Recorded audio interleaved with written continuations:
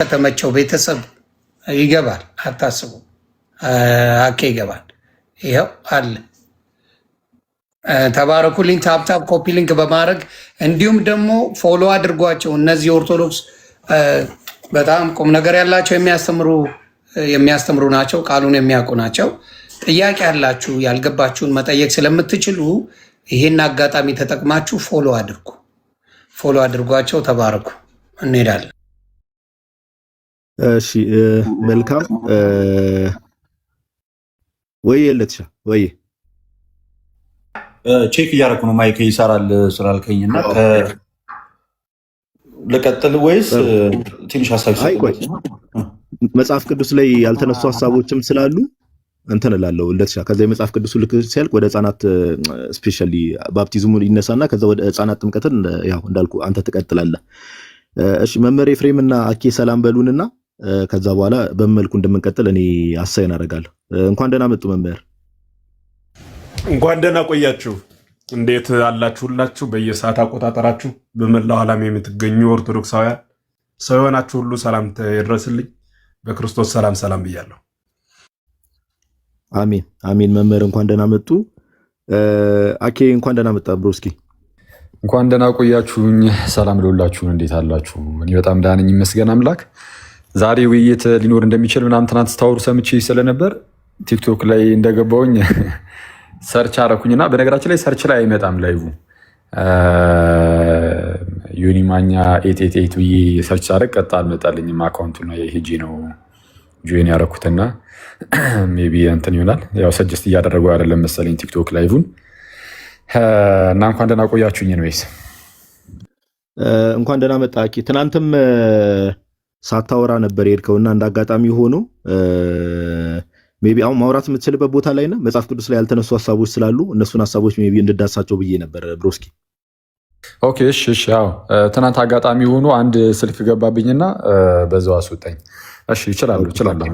ናይስ። ሜይ ቢ ያልተነሱት ክፍሎችን ልንገርና የዚህ ሐዋርያት ሥራ ምዕራፍ 2 ላይ ያለው ሀሳብ አለ። ከዛ ቅዱስ ጳውሎስ የተጠራበት መንገድ አለ አይደል? የሐዋርያት ሥራ ምዕራፍ 2 ላይ ጳውሎስ የተጠራበት መንገድ ራሱ ያው ከጥምቀት ጋር አገናኝተ ከዛ ባለፈ ደግሞ የዚህ የቆርኔሌዎስ ቤተሰብ ላይ መንፈስ ቅዱስ ቀድሞ እንዴት ወረደ የሚለውን ሀሳብ እነሱን ሀሳቦች አያይዘ ብታነሳልን አኬ። ከራስ የምትጨምረው ሌላ ሀሳብ ካለ you can go ahead። ቀጥለ ተዘጋጅ። ህፃናት ጥምቀት ላይ ቀጥል አኬ። እሺ እንግዲህ ጥምቀት ጠቅለል ባለ መልኩ ያው በደንብ ትምህርቱ ተሰጥቶበታል ብዬ አስባለሁ። እኔ በጣም ጥሩ የማስበው አንዱ ጥምቀት ላይ ማለት ነው አሁን ይሄ የሮሜ 6 ምናምን ከተነሳ በቃ የመጀመሪያው መግቢያው እሱ ነው ብዬ አስባለሁ። እና ገላትያ 3 ላይ ያለው ተነስቷል። አይ ሚን ስፔሲፊካሊ ቁጥር 27 ላይ ያለችው ሳይሆን ከአብርሃም ዘርነት አንጻር የተነገረው ነገር እሱ ተነስቶ ነበር። ኢየሱስ የአብርሃም ዘር እንደሆነ ምናምን የዋዴ ተወሰነ አንስቶታል። ሀሳቡን ቢልድ የሚያደርግ ከሆነ ሂድበት፣ ሀሳቡን ያጠናክረዋል። ብታነሳው ችግር የለውም።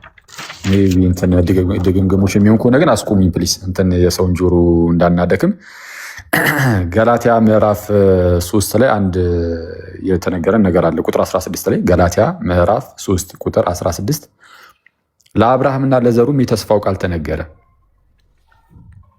ለአብርሃምና ለዘሩም ለማን? ለአብርሃምና ለዘሮቹም አይደለም። ለአብርሃምና ስለ አንድ ነው የሚናገረው። ለአብርሃምና ለዘሩም የተስፋው ቃል ተነገረ።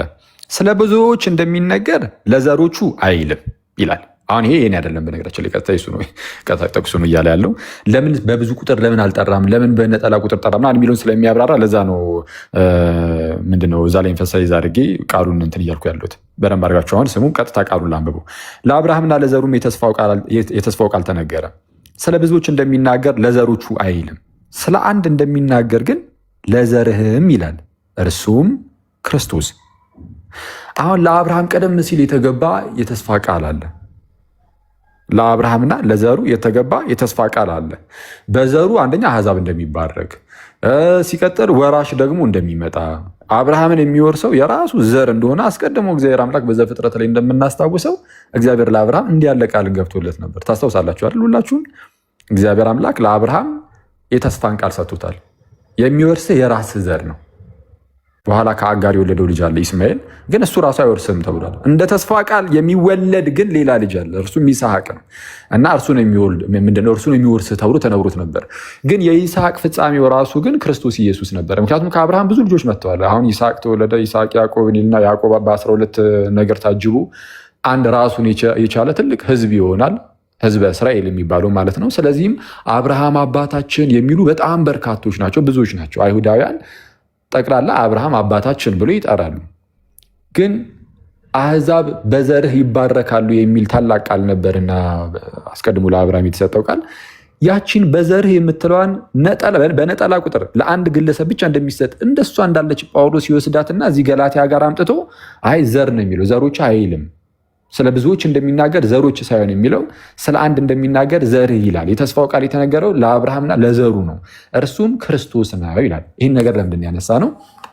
በሐዲስ ኪዳን እውነተኛው የአብርሃም ዘር ጌታችን ኢየሱስ ክርስቶስ ነው። እውነተኛው የአብርሃም ዘር ክርስቶስ ኢየሱስ ነው። አዎ አይሁዳውያን በስጋ የአብርሃም ዘር ሊሆኑ ይችላሉ። አሁን ሐዲስ ኪዳን ላይ ስንመጣ ግን መንፈሳዊያን ህዝብ ነን እኛ፣ መንፈሳዊያን ነን።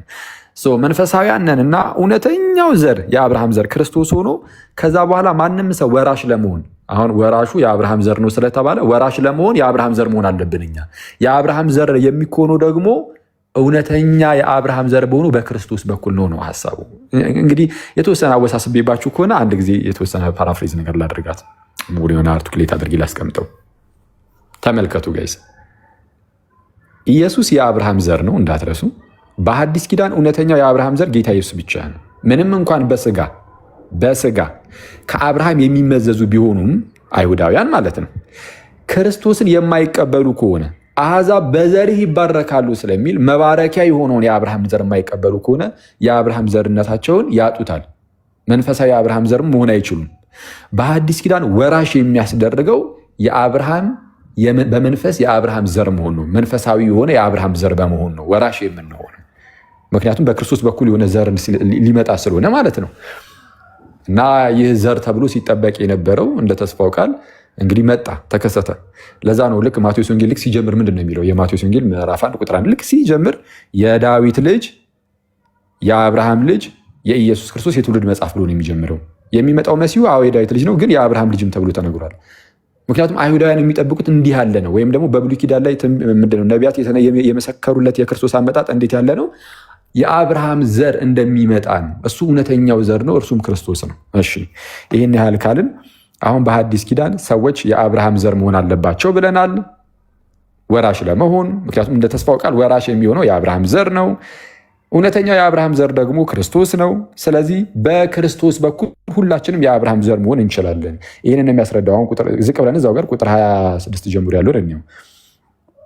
በእምነት በኩል ሁላችሁ በክርስቶስ ኢየሱስ የእግዚአብሔር ልጆች ናችሁና በእምነት በኩል ሁላችሁ በክርስቶስ ኢየሱስ የእግዚአብሔር ልጆች ናችሁ። ስለዛ ማንም በማመን ጌታን እርሱም ክርስቶስ ኢየሱስን። ስለዛ ጌታ ኢየሱስን የማያምን ቢኖር የእግዚአብሔር ልጅ መሆን አይችልም ማለት ነው። የእግዚአብሔር ልጅ ለመሆን ግዴታ በክርስቶስ ማመን አለበት። በእምነት በኩል የእግዚአብሔር ልጅነት አለ። በእምነት በኩል ማለት ያለ ጥምቀት ማለት አይደለም። አንዳንድ ሰው በእምነት በኩል የእግዚአብሔር ልጅ መሆን ይቻላል ሲባል ኦኬ ጥምቀት አያስፈልግም ማለት ነው ብሎ የሚደመድም አይደለ። እንደዛ አይደለም። በመጽሐፍ ቅዱሳችን ላይ ለምሳሌ ቀጣዩ ጥቅስ ደግሞ እዛው ጋር ቁጥር 27 ላይ ከክርስቶስ ጋር አንድ ትሆኑ ዘንድ የተጠመቃችሁ ሁሉ ክርስቶስን ለብሳችሁታል ይላል አይደል? የተጠመቃችሁ ክርስቶስን ለብሳችኋል። ያውም ከጌታ ጋር አንድ ለመሆን የተጠመቃችሁ ማለት ነው። ኦኬ ስለዛ ክርስቶስን የሚለብሰው የተጠመቀ ነው ስለሚል ኦኬ ክርስቶስን ለመልበስ የሚያስፈልገው ጥምቀት እንጂ እምነት አይደለም ማለት ነው። ቁጥር 27 ላይ እምነት ስለማይል ልክ ቁጥር 27 ላይ በእምነት ክርስቶስን ልበሱት ስለማይል ቃል በቃል እንደዚህ ስለማይል እምነት የምትለውን ቃል ስላልተጠቀመ ኦኬ ዘን በጥምቀት ክርስቶስን እንለብሳለን ብሏልና ክርስቶስን ለመልበስ የሚያስፈልገው ጥምቀት ብቻ ነው የሚል ድምዳሜ ላይ ልንደርስ እንደማንችል ሁሉ ከላይ ቁጥር 26 ላይ ያለውንም ክፍል ስንመለከተው በእምነት ሁላችሁ በክርስቶስ ኢየሱስ በእምነት በኩል ማለት ነው በክርስቶስ ኢየሱስ የእግዚአብሔር ልጆች ናቸው የሚለውንም ስናይ የምናየው በምን መልኩ መሆን አለበት? የእግዚአብሔር ልጅ ለመሆን ለካ በክርስቶስ ኢየሱስ ማመን አለብን አለቅ እንጂ ጥምቀትን ማግለል የለብንም። ቁጥር 27 ላይ ቀጣይ ስለሚያብራራ ምን ብሎ ከክርስቶስ ጋር አንድ ትሆኑ ዘንድ የተጠመቃችሁ ሁሉ ክርስቶስን ለብሳችኋል። አሁን የቅድም የአብርሃምንና የዘሩን ነገር እንዳትረሱ። የአብርሃምንና የዘሩን ነገር እንዳትረሱ። የአብርሃም ዘር አለ እርሱም ክርስቶስ ነው ብለናል። አሁን የአብርሃም ዘር መሆን የሚፈልግ ሰው በክርስቶስ በኩል ነው እንጂ እንዲሁ የአብርሃም ዘር መሆን አይቻልም። እንዴት ነው ታዲያ? እስቲ በክርስቶስ በኩል እንዴት የአብርሃም ዘር መሆን እንችላለን ካላችሁ ቁጥር 27 ላይ ምንድን ነው ያለው? ከክርስቶስ ጋር ስንት ትሆኑ ዘንድ? አንድ ትሆኑ ዘንድ። ልክ ከጌታ ጋር አንድ ስትሆን ክርስቶስ የአብርሃም ዘር ስለሆነ ጌታ የአብርሃም ዘር ስለሆነ አንተም በጌታ በኩል የአብርሃም ዘር ትሆናለህ። ከጌታ ጋር ስንት ስትሆን? አንድ ስትሆን። ከጌታ ጋር አንድ የምትሆኑ ደግሞ በምንድን ነው አለ? በጥምቀት። ከክርስቶስ ጋር አንድ ትሆኑ ዘንድ የተጠመቃችሁ ሁሉ ክርስቶስን ለብሳችኋል። ክርስቶስን ለብሳችኋል። ከክርስቶስ ጋር አንድ ትሆኑ ዘንድ የተጠመቃችሁ። ስለዛ የተጠመቅነው ከክርስቶስ ጋር አንድ ለመሆን ነው። ስለዚህም በዚህ በጥምቀት ውስጥ ክርስቶስን ለብሰነዋል። ከጌታ ጋር ልክ አንድ ስንሆን ጌታ የአብርሃም ዘር ስለሆነ በጌታ በኩል እኛም የአብርሃም ዘሮች እንሆናለን። ከጌታ ጋር ስንት ስንሆን? አንድ ስንሆን። ቀጠል አድርጎ እንዲህ ይላል፣ አይሁዳዊ ወይም የግሪክ ሰው የለም፣ ባሪያ ወይም ጨዋ ሰው የለም፣ ወንድም ሴትም የለም፣ ሁላችሁ በክርስቶስ ኢየሱስ አንድ ሰው ናችሁና ይልና እናንተም የክርስቶስ ከሆናችሁ። አሁን ተመልከቱ ጋይስ፣ በጥምቀት ከጌታ ጋር አንድ የምትሆን ከሆነ ስለዚህ የጌታ ነህ ማለት ነው። በጥምቀት ከጌታ ጋር አንድ እንደምትሆን ከላይ ነግረዋል። ከጌታ ጋር አንድ ሆንክ ማለት የጌታ ነህ ማለት ነው። የጌታ ከሆናችሁ ደግሞ ይላል ቁጥር 29 ላይ እናንተም የክርስቶስ ከሆናችሁ እንኪያስ የአብርሃም ዘር ይላል። ቁልፉ ነገር ያለው እዚህ ጋር ነው። እንኪያስ የማን ዘር? የአብርሃም ዘር፣ እንደ ተስፋውም ቃል ወራሾች ናችሁ።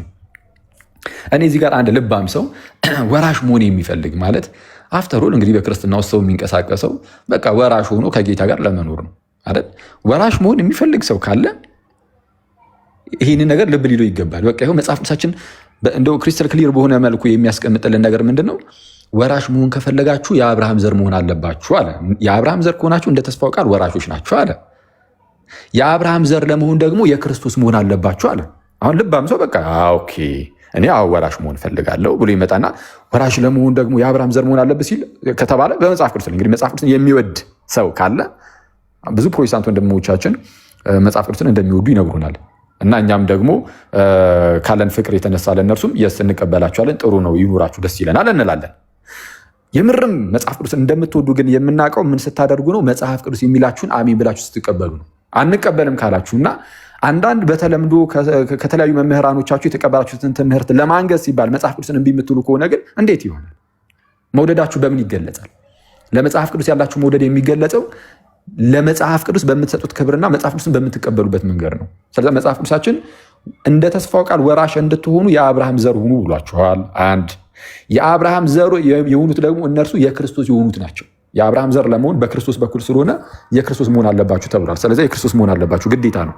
እሺ ይህንን ስትቀበላላችሁ ስንላቸው የሳው የክርስቶስማ መሆን አለብን ይላሉ። መልካም የክርስቶስ የምትሆኑት ደግሞ ከጌታ ጋር ከክርስቶስ ጋር አንድ ስትሆኑ ነው። አዎ ከጌታ ጋርማ አንድ መሆን አለብን ትላላችሁ አይደለ? እንደዚህ እንደምትሉ መቼስ አልጠራጠርም። ይሄ ግልጽ ነው። ከጌታ ጋር አንድ መሆን አለብኝ ትላላችሁ። ከጌታ ጋር አንድ ለመሆን ግን ተጠመቁ ተብላችኋል። የምትጠመቁት ከጌታ ጋር አንድ ለመሆን ነው እየተባላችሁ ነው። ይህንን ግን ትቀበላላችሁ? ይሄ ነው አሁን እየካዳችሁ ያላችሁት መሰረቱን ነው። ከጌታ ጋር አንድ መሆኛውን ጋይስ ቀረብ ብላችሁ ካያችሁት ይሄ ምናልባትም እንግዲህ በጣም ይቅርታና በጣም ከታላቅ ይቅርታ ጋር ይህ የሰይጣን ውጊያም ሊሆን ይችላል። በነገራችን ላይ ሰዎች የእግዚአብሔርን ጸጋ እንዳያገኙ የእግዚአብሔርን ድህነት ለሰዎች ያቀረበውን ከታላቅ ፍቅሩ የተነሳ በምህረቱ ባለጠጋ ሆኖ ለሰዎች የሰጠውን ድህነት ሰዎች እንዳያገኙት ጸጋ የሚለውን አንደበት ላይ አስቀምጦ ጸጋ ጸጋ እያስባለ ግን ደግሞ ምንድነው ከዛ ከጸጋው ግን ሊያርቅ ይችላል፣ ሊያጎርልህ ይችላል፣ ከድህነት ሊያርቅ ይችላል። ድህነት ሊያስብል ይችላል፣ ግን ከድህነት ሊያርቅ ይችላል።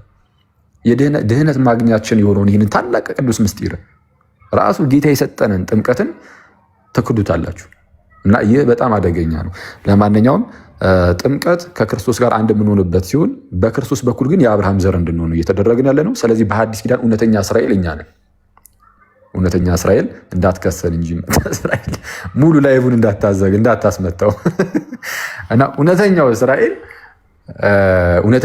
እውነተኛው የእግዚአብሔር ሕዝብ ላኦስቱ ቴኡ የሚለው ማለት ነው። የእግዚአብሔር ሕዝብ እኛንን በሐዲስ ኪዳን በክርስቶስ የሆንን እኛ የእግዚአብሔር ሕዝብ የተጠመቅን እኛ። አይሁዳዊ የለም ተብሎ የግሪክ ሰው የለም። አይተዋል። አይሁዳዊ ብቻ የሚባል ነገር የለም። አሁን በሐዲስ ኪዳን አይሁዳዊ የለም፣ የግሪክ ሰው የለም፣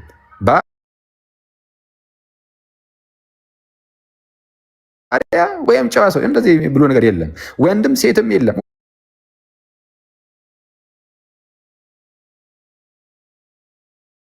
ሁላችን በክርስቶስ ኢየሱስ አንድ ነን።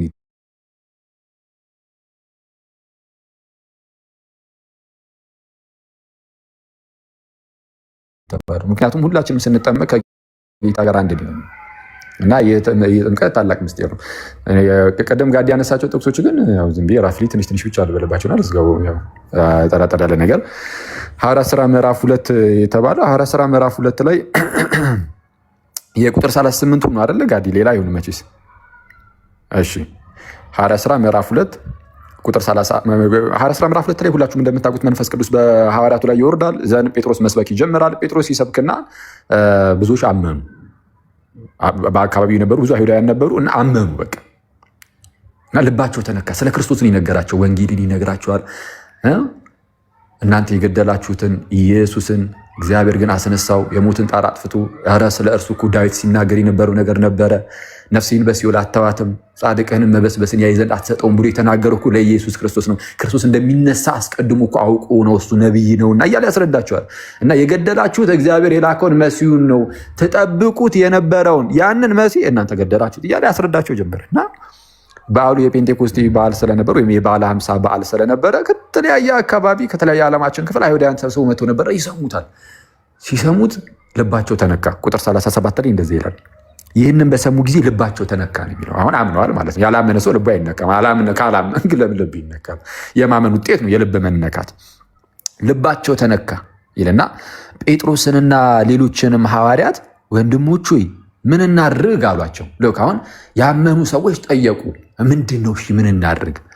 አሁን ያላችሁንን ሰማን፣ ልባቸው ተነክቷል። ሚኒንግ አምነናል ነው፣ አምነዋል ነው። ሰው አመንን። ታዲያው ምንድን ነው ከእኛ ምንድን ነው የሚጠበቀው? የምርም ከእግዚአብሔር የተላከልንን ይህንን ታላቅ ሰው ተብሎ ይገለጻል። በነገራችን ላይ ጌታችን ኢየሱስ እርሱ ፍጹም አምላክ ፍጹም ሰው ነው። ስለዛ ጌታ ቃል እርሱ ስጋ ሆኖ ስለመጣ ሰው ተብሎ ይገለጻል። አንዳንድ ሙስሊም ወንድሞቻችን ይኸው ሰው ይላል እኮ ይላሉ። ትክክል። ታዲያ ሰው ቢባል ምን ችግር አለው? ታዲያ ሰው ሆኖ አላ ጌታ ኢየሱስ ሰው ሆኖ ስለመጣ ሰው ተብሎ ቢጠራ ምን ችግር የለውም። ሐዋርያት ሥራ ምዕራፍ 2 ላይ ይህንን ሰው ተብሎ ሲነገርለት አይተናል። እና እና ይህንን መሲያችንን እንደው እኛ ግፍ አድርገንበታል። እንግዲህ በቃ ምን እናድርጋሉ? አሁን ከዚህ ኃጢአት አደገኛ ኃጢአት ነው የሰሩት። ከዚህ ኃጢአት መውጣት አለባቸው። ምን እናድርግ? ኦልሬዲ አምነዋል። ስለዚህ በእምነት ብቻ የኃጢአትን ስርየት አግኝተው ከሆነ ጴጥሮስ ምን ይላቸዋል? ኮንግራትስ፣ ማመናችሁ ከበቂ በላይ ነው። የኃጢአት ስርየትን አግኝታቸዋል። ግን ደግሞ ጌታ ያዘዘው ስርዓት ስላለ እሱን ግን ፈጽሙ። ጌታ ያዘዘው ስርዓት አለ፣ ያውን ተጠመቁ ምናምን ብሎ እሱን እንደ ስርዓት ፈጽሙት። ግን የኃጢአት ስርየትን ግን አግኝታችኋል ብሎ ይጨበጣችኋል ብለን ተስፋ እናደርጋለን። ግን እንደዛ አይደለም ነገሩ። እንዲህ ይላል ቁጥር 38 ላይ ጴጥሮስን መለሰ እንዲህም አለ። ምን አለ? ንስሐ ግቡ፣ እሺ፣ ኃጢአታችሁም ይሰረይ ዘንድ። ኃጢአታችሁ ምን ይል ዘንድ? ይሰረይ ዘንድ። ባመኑበት ቅጽበት የኃጢአት ስርየትን አላገኙ። ስለዚህ ኃጢአታችሁ ይሰረይ ዘንድ ደግሞ ምን አድርጉ? ኃጢአታችሁ ይሰረይ ዘንድ እያንዳንዳችሁ በኢየሱስ ክርስቶስ ስም ተጠመቁ። ኦኬ፣ ኃጢአታችን እንዲሰረይ በቃ ኃጢአታችሁ ይሰረይ ዘንድ ተጠመቁ ከተባለ መጽሐፍ ቅዱሱን አሜን ብሎ መቀበል ነው። ኖ አክሊል በኢየሱስ ክርስቶስ ስም ተጠመቁ ነው የሚለው። በኢየሱስ ክርስቶስ ስም መጠመቅ ይሄ እናንተ እንደምታስቡት በውሃ መጠመቅ እኮ አይደለም የሚል አንድ ሰው ሊኖር ይችላል። ይህንን ለመረዳት የሐዋርያት ሥራን መጽሐፍ እንደው ቀለል አድርጎ ማንበቡ በጣም ይሄ ቀላሉ መንገድ ነው። የሐዋርያት ሥራ መጽሐፍ የሉቃስ ሲጽፈው የጻፈበትን አጻጻፍ ከተመለከት ነው በጣም ነገሩን ቀላል ያደርገዋል። በኢየሱስ ክርስቶስ ስም መጠመቅ ማለት በውሃ መጠመቅ ነው። ይህንን ለማወቅ እዚሁ ሐዋርያት ሥራ ምዕራፍ 10 ላይ ልውሰዳችሁ።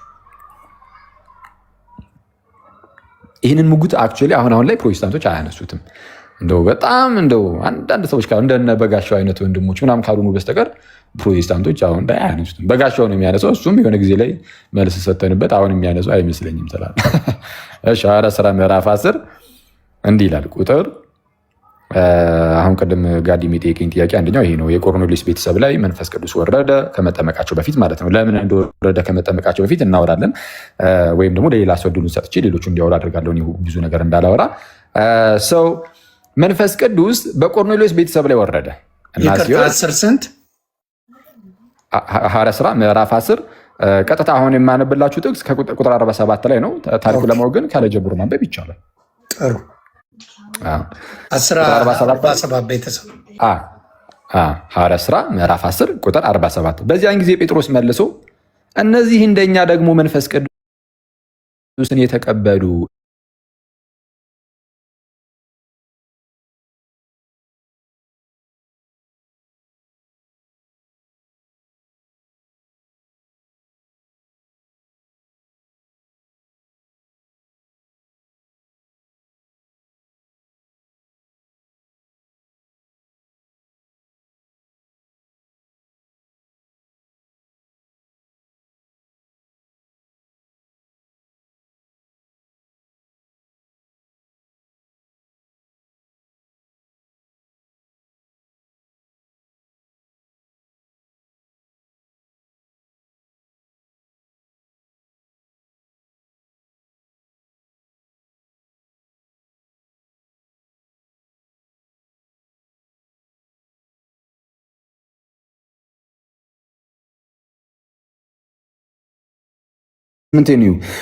አንዳንድ ፕሮቴስታንት ወንድሞቻችን የሚያደርጉት ነገር ምንድን ነው? አሁን ላይ እንዳልኳችሁ በኢየሱስ ክርስቶስም ተጠመቅ የሚለው በቃ ውሃንም እንግዲህ ውሃ አገልግሎት ላይ የሚሉበትን ጥምቀት ወይም እነሱ የውሃ ጥምቀት ብሎ በተደጋጋሚ እንደሚጠሩት ማለት ነው። እሱን እንደሆነ ብዙዎቹ ያምናሉ። ስለዛ ምን ያደርጋሉ? ያው በግልጽ ኃጢአት ይሰረይ ዘንድ በኢየሱስ ክርስቶስም ተጠመቅ ስለሚል ይሄ ነገር ትምህርታችን ሙሉ በሙሉ ሊያፈርስብን ነው ስለሚሉ ምን ያደርጉታል መሰላችሁ? ቃሉን ሁለት ቦታ ይሰነጥቁታል። ይህን ጥቅስ ጴጥሮስም ይልና ንስሐ ግቡ ብሎ ይሄ የፓንክቹዌሽን ማርኩ አለ እዛ ላይ እና ቀጠል አድርጎ ኃጢአታችሁ ይሰረይ ዘንድ የምትለው ሀገር ቁርጥ ያደርጓትና ኃጢአታችሁ ይሰረይ ዘንድ የተባለው ለንስሐ ግቡን ይሏቸዋል።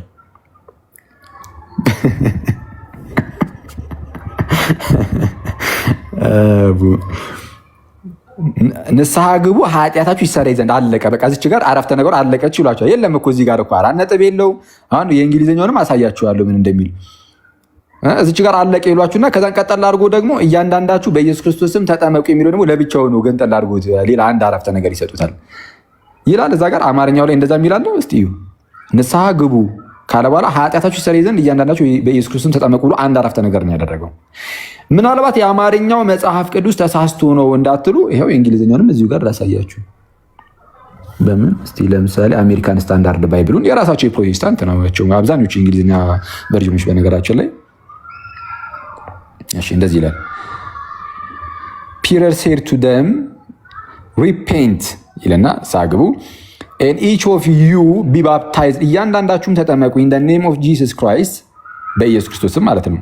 ለምን for the forgiveness of your sins ለኃጢአታችሁ ስርየት ተጠመቁ አለቀ። የእንግሊዝኛውም እንደዛው ነው። የሌሎቹንም የእንግሊዝኛ ቨርዥኖች ብታያቸው ከዚህ የተለየ ነገር አታገኙም። ስለዚህ ይሄ ምንድነው በአጭሩ መጽሐፍ ቅዱስ በግልጽ የእነሱን ትምህርት ሲመታ እነዚህ ሰዎች በጣም ድፍረት በተሞላበት ሁኔታ መጽሐፍ ቅዱስን እንኳን የራስን ትልቁ ላይ አድርገው ይሆን እንትን ታፕታፕ ለማድረግ እንዲያመቻቸው ኦልሬዲ ቪዲዮን ስለዘጋሁት እነዚህ ሰዎች የእነሱን ትምህርት የሚቃወምባቸው ከሆነ አይደለም ለመጽሐፍ ቅዱስ አይመለሱለትም። ለመጽሐፍ ቅዱስ ለመጽሐፍ ቅዱስ ያልተመለሱ ለኛ ለሚስኪኖቹማ እንዴት ይመለሱልናል? ያማል እንዴ! ይህ በጣም አስቸጋሪ ነው እና መጽሐፍ ቅዱሱን በግልጽ እንደዚህ ሲያጣምሙት እናያለን። እና ስለነዚህ ሰዎች አስቀድሞ ጴጥሮስ እንዲህ ሲል ተናግሮ ነበር። ራሱ ጴጥሮስ ማለት ነው በመልእክቱ ሲናገር እንደዚህ አለ። አንዴ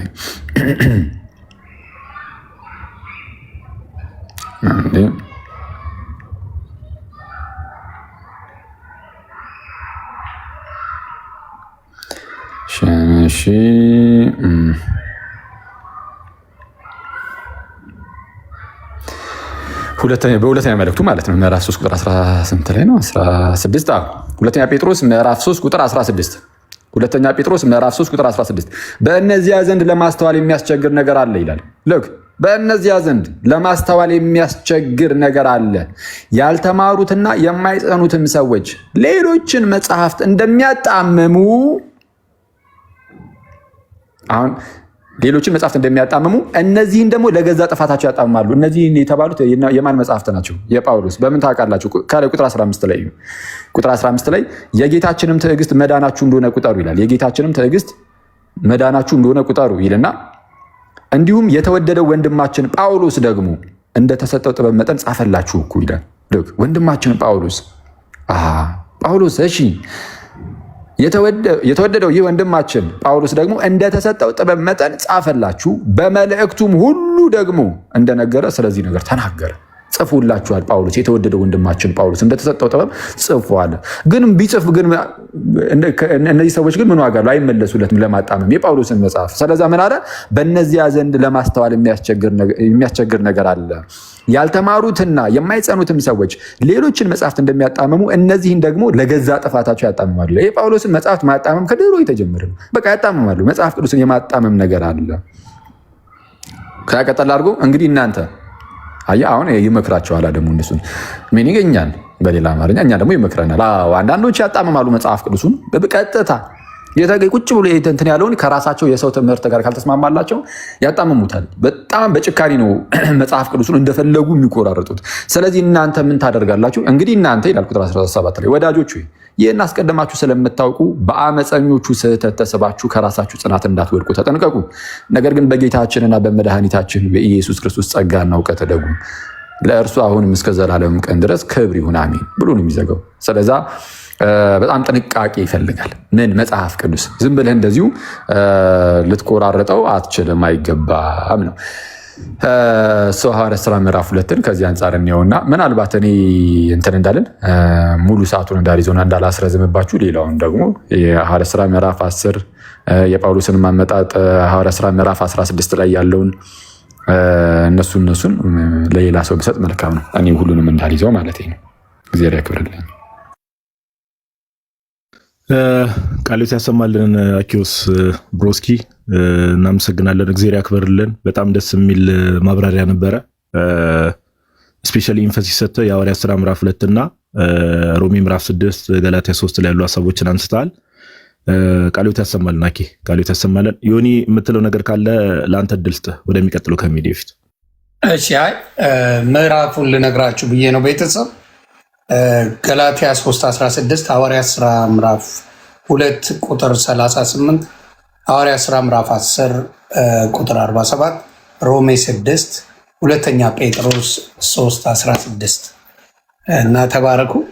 በተለይ እኔ መወዳት እና ማታከራክረው ቅድም ብለኛል የሐዋርያት ሥራ 2:38 እሱን በቃ ምንም ማድረግ ስላልቻሉ ነው የተዉት እንጂ ለብዙ ጊዜ ያኬ ሲከራከሩም ሰምቻለሁ። ለብዙ ዘመን ብዙ የኦርቶዶክስ ወንድሞችን ቻሌንጅ ሊያደርጉ ሞክረው መጨረሻ ላይ ጊቭ አፕ አድርገው የተዉት ጥቅስ ቢኖርና በጣም የሚደብራቸው የሐዋርያት ሥራ 2:18 በእንግሊዝኛውም በግሪኩም በአማርኛውም ሲመጡ አንድ አይነት ስለሆነባቸው በዛ የተነሳ በቃ አሁን ወደ መልካም ነገር እየመጡ ነው። ተባረኩልኝ። እሺ ይቅርታ ጋዲ እንትን ኮመንቷን ተስፋችን ኢየሱስ በሚል እስቲ አጥለቅልቆ ያተላለ ተስፋችን ኢየሱስ በሚለው ኮመንቱን አጥለቅልቁት። ኦኬ፣ ደስ የሚል በጣም ሃምብል የሆነ ሰው ነውና ስለሱ ብዙ ሲባል አይወድም። ተባረኩ። he's very humble ያ በጣም እና ኮመንት ላይ ደግሞ የኛ ልጆች ምናምን ነገር ሰዎች ኔጌቲቭ ነገር ሲጽፉ ምናምን ነገር መልስ አትስጧቸው። በቃ እንደዚህ ሰውን ይሆናል አይደለ ኢንላይትን የሚያደርግ ነገር ሰውን የሚያነጽ ነገር ምናምን ለመጻፍ ሞክሩ። ኮመንቱን በዛው አጥለቅልቁ። ኮፒ ፔስት እያደረጋችሁ እናንተ ሰዎች። እሺ ቀጣይ ወደ ልደት መጣለው። ያው መምህር ኤፍሬም በኋላ ላይ መጨረሻ አካባቢ ላይ የሀሳቦችን ጠቅለል ያደርጉታል። ያው ቀድመን ስለተከፋፈል ሜቢ ከስኬጁል እንዳንወጣ ሀሳብ እንዳይበታተን ለማለት ያክል መምህራችን ከታላቅ ይቅርታ ጋር ታላቅ ይቅርታ ጋር እሺ መምህራችን እሺ ልደትሻ አለ አሎ ይሰማል ድምጼ? አንዴ ልደት ከማለቱ በፊት በጣም ይቅርታ።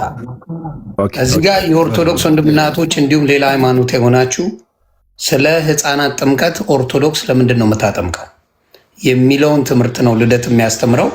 ቬሪ ክሪቲካል ለብዙ ሰዎች መልስ የሚሆን ስለሆነ አደራ ከምንም ከሌላው በላይ ብዙ ጭቅጭቅ ያለው ይሄ ላይ ስለሆነ አደራ ወንድምናቶቼ ይሄን ትምህርት በደንብ ተከታተሉ።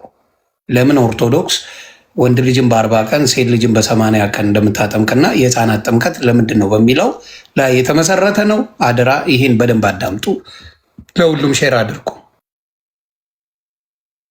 ኦኬ ስለዚህ ልደትሻ በቃ ወደ አንተ መጣለው። ህፃናት ጥምቀት ላይ ጎሄድ መጀመር ትችላለህ። በኋላ ላይ ሜቢ ጥያቄና መልስ ላይ እዚህ የሐዋርያት ሥራ እዚህ ገስት ላይ ያላችሁ ሰዎች የትም እንዳትሄዱ ምን እናደርጋለን፣ ገስቱም ኦልሬዲ ሙሉ ስለሆነ በእኛ ወንድሞች ገስት ላይ ላላችሁ ለእያንዳንዳችሁ ሰዎች አንዳንድ ጥያቄ አዘጋጅቼላችኋለሁ። ጥያቄ ትጠይቃላችሁ። ከጥምቀት አንጻር የሚነሱ ጥያቄዎችን መልስ የሚሰጥበት ይሆናልና የትም እንዳትሄዱ ገስት ላይ ያላችሁ ሰዎች ለማለት ያክል ነው። ዛሬ እኔ ፕሮግራም መሪ ነኝ በዋናነት ትላለህ። ልደትሻ ቀጥል፣ ወደ ህፃናት ጥምቀት ፓፓ። ኦኬ እሺ፣ በድጋሚ እንደምን ቆያችሁ እያልኩኝ ያው ወንድሞች ሁላችሁንም ቃለ ሕይወት ያሰማልን፣ እግዚአብሔር ያክብርልን። በጣም ደስ በሚል ሁኔታ ስለ ጥምቀት መሰረታዊ ትምህርቱን ከብሉይ ኪዳን አንጻር በአዲስ ኪዳን ካሉት ነገር ጋር በጣም በቃ ክሊር በሆነ መንገድ አኬም ዮሐዴም ናቲም በስፋት ተናግረውታልና በጣም ደስ ይላል። እኔ እንግዲህ ስለ ህፃናት ጥምቀት የተወሰነች ነገር ነው የምናገር። ከምን አንጻር እናገራለሁ? አንደኛ የህፃናት ጥምቀትን ስናጠምቅ መጽሐፍ ቅዱሳዊ ድጋፍና እንዲሁም ደግሞ ከቤተክርስቲያን አባቶች ማስረጃ አለን ወይስ ዝም ብለን ነው የምናነሳው? አንድ ሁለተኛ ህፃናትንስ እንዳናጠምቅ የሚከለክለን የመጽሐፍ ቅዱስ ሀሳብ አለ ወይ? ህፃናትን እንዳናጠምቅ ክሊርሊ ህፃናት መጠመቅ የለባቸውም ብሎ የተሰጠ መጽሐፍ ቅዱሳዊ ማብራሪያ ያለው የሚለውን እናያለን። ሌላኛው ለምንድን ነው በ40 ቀን እና በ80 ቀን የምናጠምቃቸው? በ40 እና በ80 ቀን ስናጠምቃቸው ህፃናትን እንደው መጽሐፍ ቅዱስ እንደዛ ለማድረጋችን የሚሰጠን ትንሽዬ እንኳን ቢሆን ፍንጭ አለ ወይ? ኦኬ መረሳት የለበትም እና ደግሞ ሁሌም ነሰሰርሊ ህፃናትን የግድ በ40 እና በ80 ቀን ብቻ ነው ወይ ራሱ የምናጠምቃቸው ወይ? አሁን ብዙ ጊዜ ምንም የማያውቅ 40-80 እያሉ እኔ ኮንዶሚኒየም ነው የማውቀው እንደዛ እና ሲተቹ አይቻለሁ። እና እንደዛ ብለን ስናደርግ ከምን አንጻር ነው የሚለው በኋላ ላይ ደግሞ አይሆፕ የውሃዴ ከመካነ ኢየሱስ አንጻር ደግሞ ህፃናት ራሳቸው በመካነ ኢየሱስ ራሱ ህፃናቶች እንዴት እንደሚጠመቁ እንመለከታለን። አንድ ቪዲዮም ደግሞ ከማገኙ ከሆነ አሳያቸዋለሁ። ከማን አንጻር? ከመካነ ኢየሱሶች አንጻር የህፃናትን ጥምቀት እንዴት እንደሚናገሩት ማለት ነው። ኦኬ እንግዲህ ቀጥታ ወደዚህ ነው የምገባው። ጥምቀትን በስፋት አይተናል። አሁን ደግሞ ጥምቀትን ከህፃናት አንጻር ኢንፋንት ባፕቲዝም የሚለውን ደግሞ እንመለከታለን። ወደዛ ከመግባታችን በፊት ብሉይ ኪዳን ላይ አንድ የመጽሐፍ ቅዱስ ቃል መነሻ አድርግና ወደዛ እንሄዳለን። ኦሪት ዘፍጥረት ምዕራፍ 17 ቁጥር 9 እስከ 11 ድረስ እንደዚህ ይላል። ኦሪት ዘፍጥረት ምዕራፍ 17 ቁጥር 9 እስከ 11 ድረስ እንደዚህ ይላል። እግዚአብሔርም አብርሃምን አለው ይላል፣ አንተ ደግሞ ቃል ኪዳኔን ትጠብቃለህ ከአንተም በኋላ በዘርህ በትውልዶችም በእኔና በአንተ መካከል ከአንተም በኋላ በዘርህ መካከል የምትጠብቁት ቃል ኪዳኔ ይህ ነው። ከእናንተ ወንድ ሁሉ ይገረዝ፣ የቁልፊታቸውንም ስጋ ትገርዛላችሁ፣ በእኔና በእናንተ መካከል ላለው ቃል ኪዳን ምልክት ይሆናል ብሎ እግዚአብሔር እንግዲህ ህዝበ እግዚአብሔር የሚሆኑበትን መንገድ በአብርሃም በኩል እና ህዝቡ በአብርሃም ወገን ያሉትን በዘርህ በአንተና በዘርህ መካከል በእኔና በአንተ እንዲሁም በዘርህ መካከል የሚለውን ቃል ኪዳን ይሰጣል። እንግዲህ እንደምታዩት አብርሃም የብዙዎች አባት ነው። በሐዲስ ኪዳን ጳውሎስ ሮሜ ላይ በስፋት በእምነት በኩል ስላለው ጽድቅ፣ ያዕቆብ በስራ በኩል ስላለው ጽድቅ በስፋት የሚነገር ነው እና አብርሃም የሁላችን አባት ነው። ስለዚህ እግዚአብሔር ለአብርሃም አስቀድሞ ምን አይነት ቃል ኪዳን ሰጥቶታል ማለት ነው? ይህንን የግርዘትን ቃል ኪዳን ሰጥቶታል። ልብ ብላችሁ ማስተዋል ያለባችሁ ምንድን ነው? እስራኤላውያን ህዝበ እግዚአብሔር ተብሎ ከሌላዎቹ የሚለዩበት ምልክታቸው በእነሱና በእግዚአብሔር መካከል ያለው ምን ይሆናል ማለት ነው? ግርዛት ይሆናል። እስከዚች ሞመንት ድረስ እንግዲህ አብርሃም አልተገረዘም ነበር ማለት ነው። ከዛ አብርሃም ደግሞ ይህን ቃል ኪዳን ከተሰጠው በኋላ መገረዝ አለበት አይደለ? አብርሃም ይህ ቃል ኪዳን ከተሰጠው በኋላ መገረዝ አለበት። ምን ይላል? ኦሪት ዘፍጥረት ምዕራፍ 17 እዛው ጋር ይህን ቃል ኪዳን ከተቀበለ በኋላ ራሱ አብርሃም ኦሪት ዘፍጥረት ምዕራፍ 17 ቁጥር 24 ላይ አብርሃምም የቁልፊቱን ስጋ በተገረዘ ጊዜ የ99 ዓመት ሰው ነበረ ይላል። ሰው አሁን እዚህ ጋር አንድ እንድትይዙ የሚፈልገው ሀሳብ አብርሃም አስቀድሞ እግዚአብሔርን ገና ከልጅነቱ ጀምሮ ከእናቱ ማህፀን ከወጣ ጀምሮ እግዚአብሔርን የሚያውቅ ነው እንዴ? አልነበረም። ታራ የሚባል አባት ነበረው። እንግዲህ የእሱን ጣዖቶች ከተማ ላይ የሄደ የሚሸጥ ሰው ነበረ። በስተመጨረሻ በጣም ትልቅ ከሆነ አዋቂ ከሆነ በኋላ እግዚአብሔርን ያገኘው ከዛም በኋላ በእግዚአብሔር አምኖ ካመነ በኋላ የተገረዘ ሰው ነው ማለት ነው። አብርሃም ጀማሪው ነው። ስለዚህ መጀመሪያ ከእግዚአብሔር ወገን አልነበረም። በኋላ ላይ ግን እግዚአብሔርን ካወቀ እግዚአብሔርን ካመነ በኋላ ኢቨን እምነቱ ጽድቅ ሆኖ ከተቆጠረለት በኋላ ይሄ የግርዛት ቃል ኪዳን ከተሰጠው በኋላ እሱ ራሱ ተገርዞ ምንድን ነው ማለት ነው? አብርሃም ራሱ እግዚአብሔር ወዳጅ ነው ማለት ነው።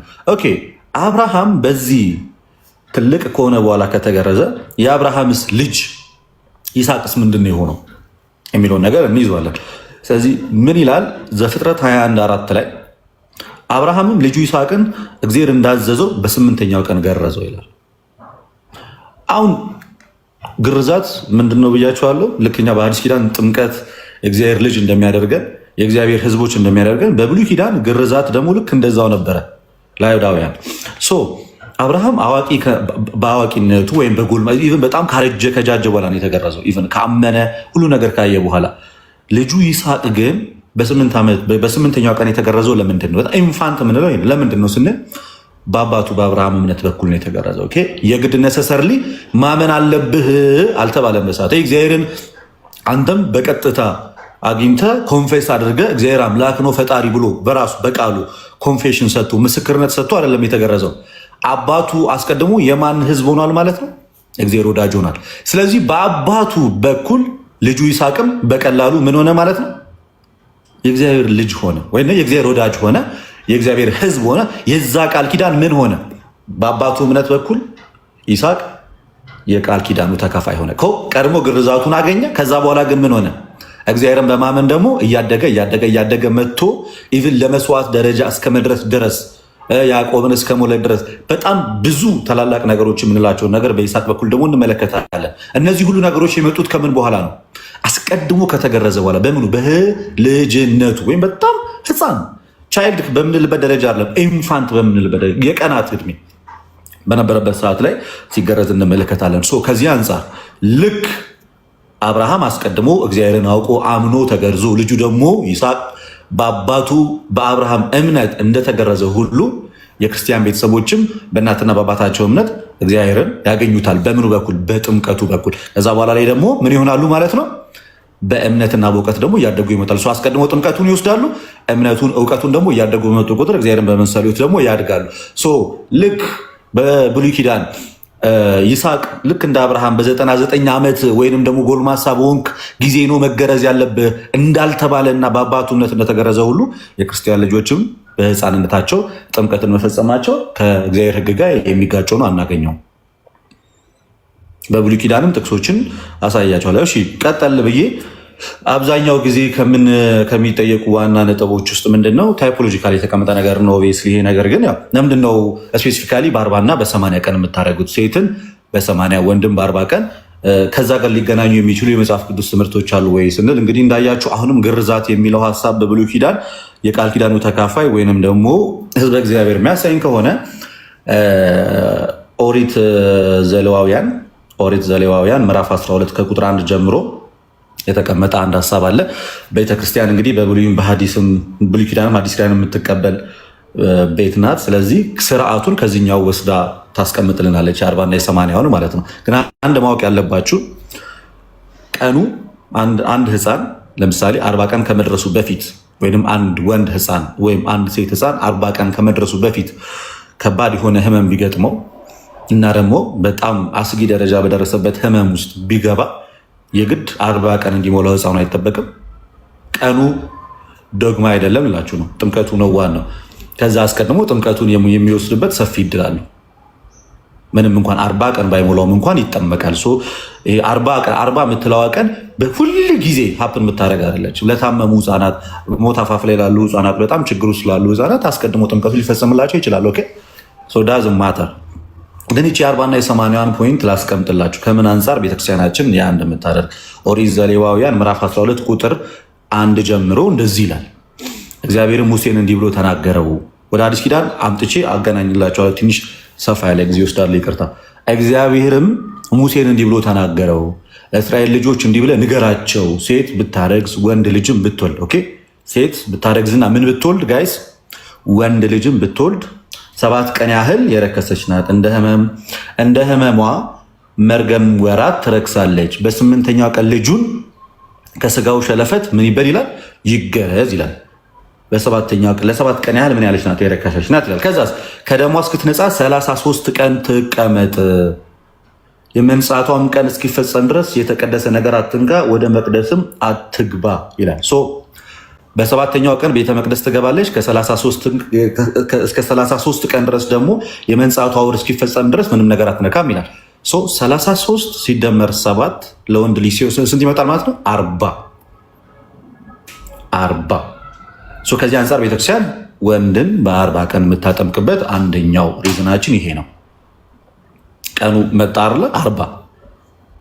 ኦኬ። ቀጠል ብለን ደግሞ ቁጥር 5 ላይ ደግሞ ሴት ልጅም ብትወልድ ይቺው እናት ሴት ልጅ ደግሞ ብትወልድ እንደ መርገሟ ወራት 2 ሳምንት ያህል የረከሰች ናት ይላል።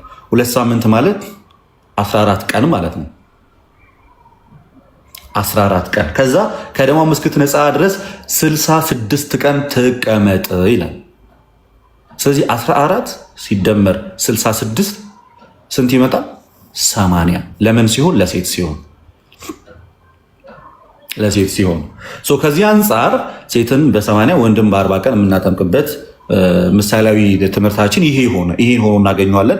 መጽሐፈ ኩፋሌ ላይ መጽሐፈ ኩፋሌ ምዕራፍ 9 ቁጥር 4 ላይ 80 ያለው መጽሐፍ ቅዱስ ላይ ደግሞ እግዚአብሔር አምላክን አዳምን ከፈጠረው ከ40 ቀን በኋላ ወደ ኤደን ገነት እንዳስገባው ሔዋንን ከፈጠራት ከ80 ቀን በኋላ ወደ ኤደን ገነት እንዳስገባቸው እንመለከታለን። በዚህም ማስረጃ መሰረት ክርስቲያኖች የሚወሏቸው ልጆች ወንድ ልጅ በ40 ቀኑ ከተጠመቀ በኋላ ወደ እግዚአብሔር ቤተ መቅደስ ይገባል። ልክ አዳም ከመሬት ከተገኘ ከ40 ቀን በኋላ ወደ ኤደን ገነት እንደገባ ሁሉ ያም ሕፃን በ40ኛ ቀኑ ወደ ቤተ መቅደስ ይገባል። በዚህ መሰረት ሕፃናትን በ40ና በ80 ቀን የምናጠምቃቸው ዋነኛ አስተምህሮታችን ይሄ ነው። ስለዚህ ይህንን ከያዝን በኋላ አንድ የ40 ቀንና የ80 ቀኑ ምሳሌያዊን ከኦሪት ዘሌዋውያን ካገኘን በኋላ አብርሃም ደግሞ አድጎ እግዚአብሔርን አግኝቶ እንደተጠመቀ ከተረዳን ልጁ ይስሐቅ ደግሞ በአባቱ እምነት በ8ኛው ቀን ከተገረዘ መጽሐፍ ቅዱስ ምን ያስተምራል ማለት ነው? በአጭሩ ሕፃናት ከአማኝ ልጆች ከተወለዱ አስቀድመው ጥምቀትን መውሰድ የሚችሉበት ፕሮባቢሊቲ ሰፊ ነው። ደግሞ ነውም ይቻላል። ይህንን ከያዝን በኋላ ወደ ሐዲስ ኪዳን ደግሞ እንሄዳለን። ከዚህ የተነሳ ቤተክርስቲያናችን ከአማኞች ወይም ደግሞ ክርስቲያን ከሆኑ ቤተሰቦች የሚወለዱትን ሕፃናት ምን ታደርጋለች ማለት ነው? አስቀድማ ታጠምቃለች። በኋላ ላይ ማጠቃለያ ላይ ሌላ አንዳንድ ሀሳቦችን አነሳላቸዋል። በሐዲስ ኪዳን ግን በዋነኝነት ቤተክርስቲያን እንደ መነሻ አድርጋ የምትይዛቸው የመጽሐፍ ቅዱስ ጥቅሶችን እና ሲጠመቁ የታዩባቸውን ክፍሎች ደግሞ ላመልክት። ኦኬ። ሉቃስ ወንጌል ምዕራፍ 18 ቁጥር 6 ላይ ሉቃስ ወንጌል ምዕራፍ 18 ቁጥር 16 ላይ ምዕራፍ 18 ቁጥር 16 ላይ እንዲህ ይላል፣ ኢየሱስ ግን ሕፃናትን ወደ እሱ ጠርቶ ሕፃናትን ወደ እኔ ይመጡ ዘንድ ተዋቸው፣ አትከልክሏቸውም፣ የእግዚአብሔር መንግስት እንደዚህ ላሉት ናትና ብሎ ተናግሯል። ኦኬ። የጥምቀት ዋነኛው ፖይንት ምንድን ነው ስንል ራሱ ጌታ ኢየሱስ ክርስቶስ በዮሐንስ ወንጌል ምዕራፍ 3 ቁጥር 5 ላይ እውነት እውነት እላችኋለሁ ሰው ከውሃና ከመንፈስ ካልተወለደ በስተቀር ወደ እግዚአብሔር መንግስት ሊገባ አይችልም አለ። ስለዚህ ክሊር ያስቀመጠው ጌታ ምንድን ነው? ሰው ከውሃና ከመንፈስ ካልተወለደ ወደ እግዚአብሔር መንግስት አይገባም ካለ፣ ሕፃናትን ደግሞ ወደ እግዚአብሔር መንግስት እንዳይገቡ አትከልክሏቸው ካለ፣ ወደ እግዚአብሔር መንግስት መግቢያው መንገድ ጥምቀት ነው ካለ እና ደግሞ ሕፃናትን ወደዛ ቦታ አትከልክሏቸው የሚል ከሆነ አንተ ማን ሕፃናት አይጠመቁ ልትል የምትችለው? ኦኬ። ጭራሽ እንደውም በሁለት መንገድ ይፈታል። እንደ ሕፃናት ሲባል ሕፃን መሆንም አይደለም።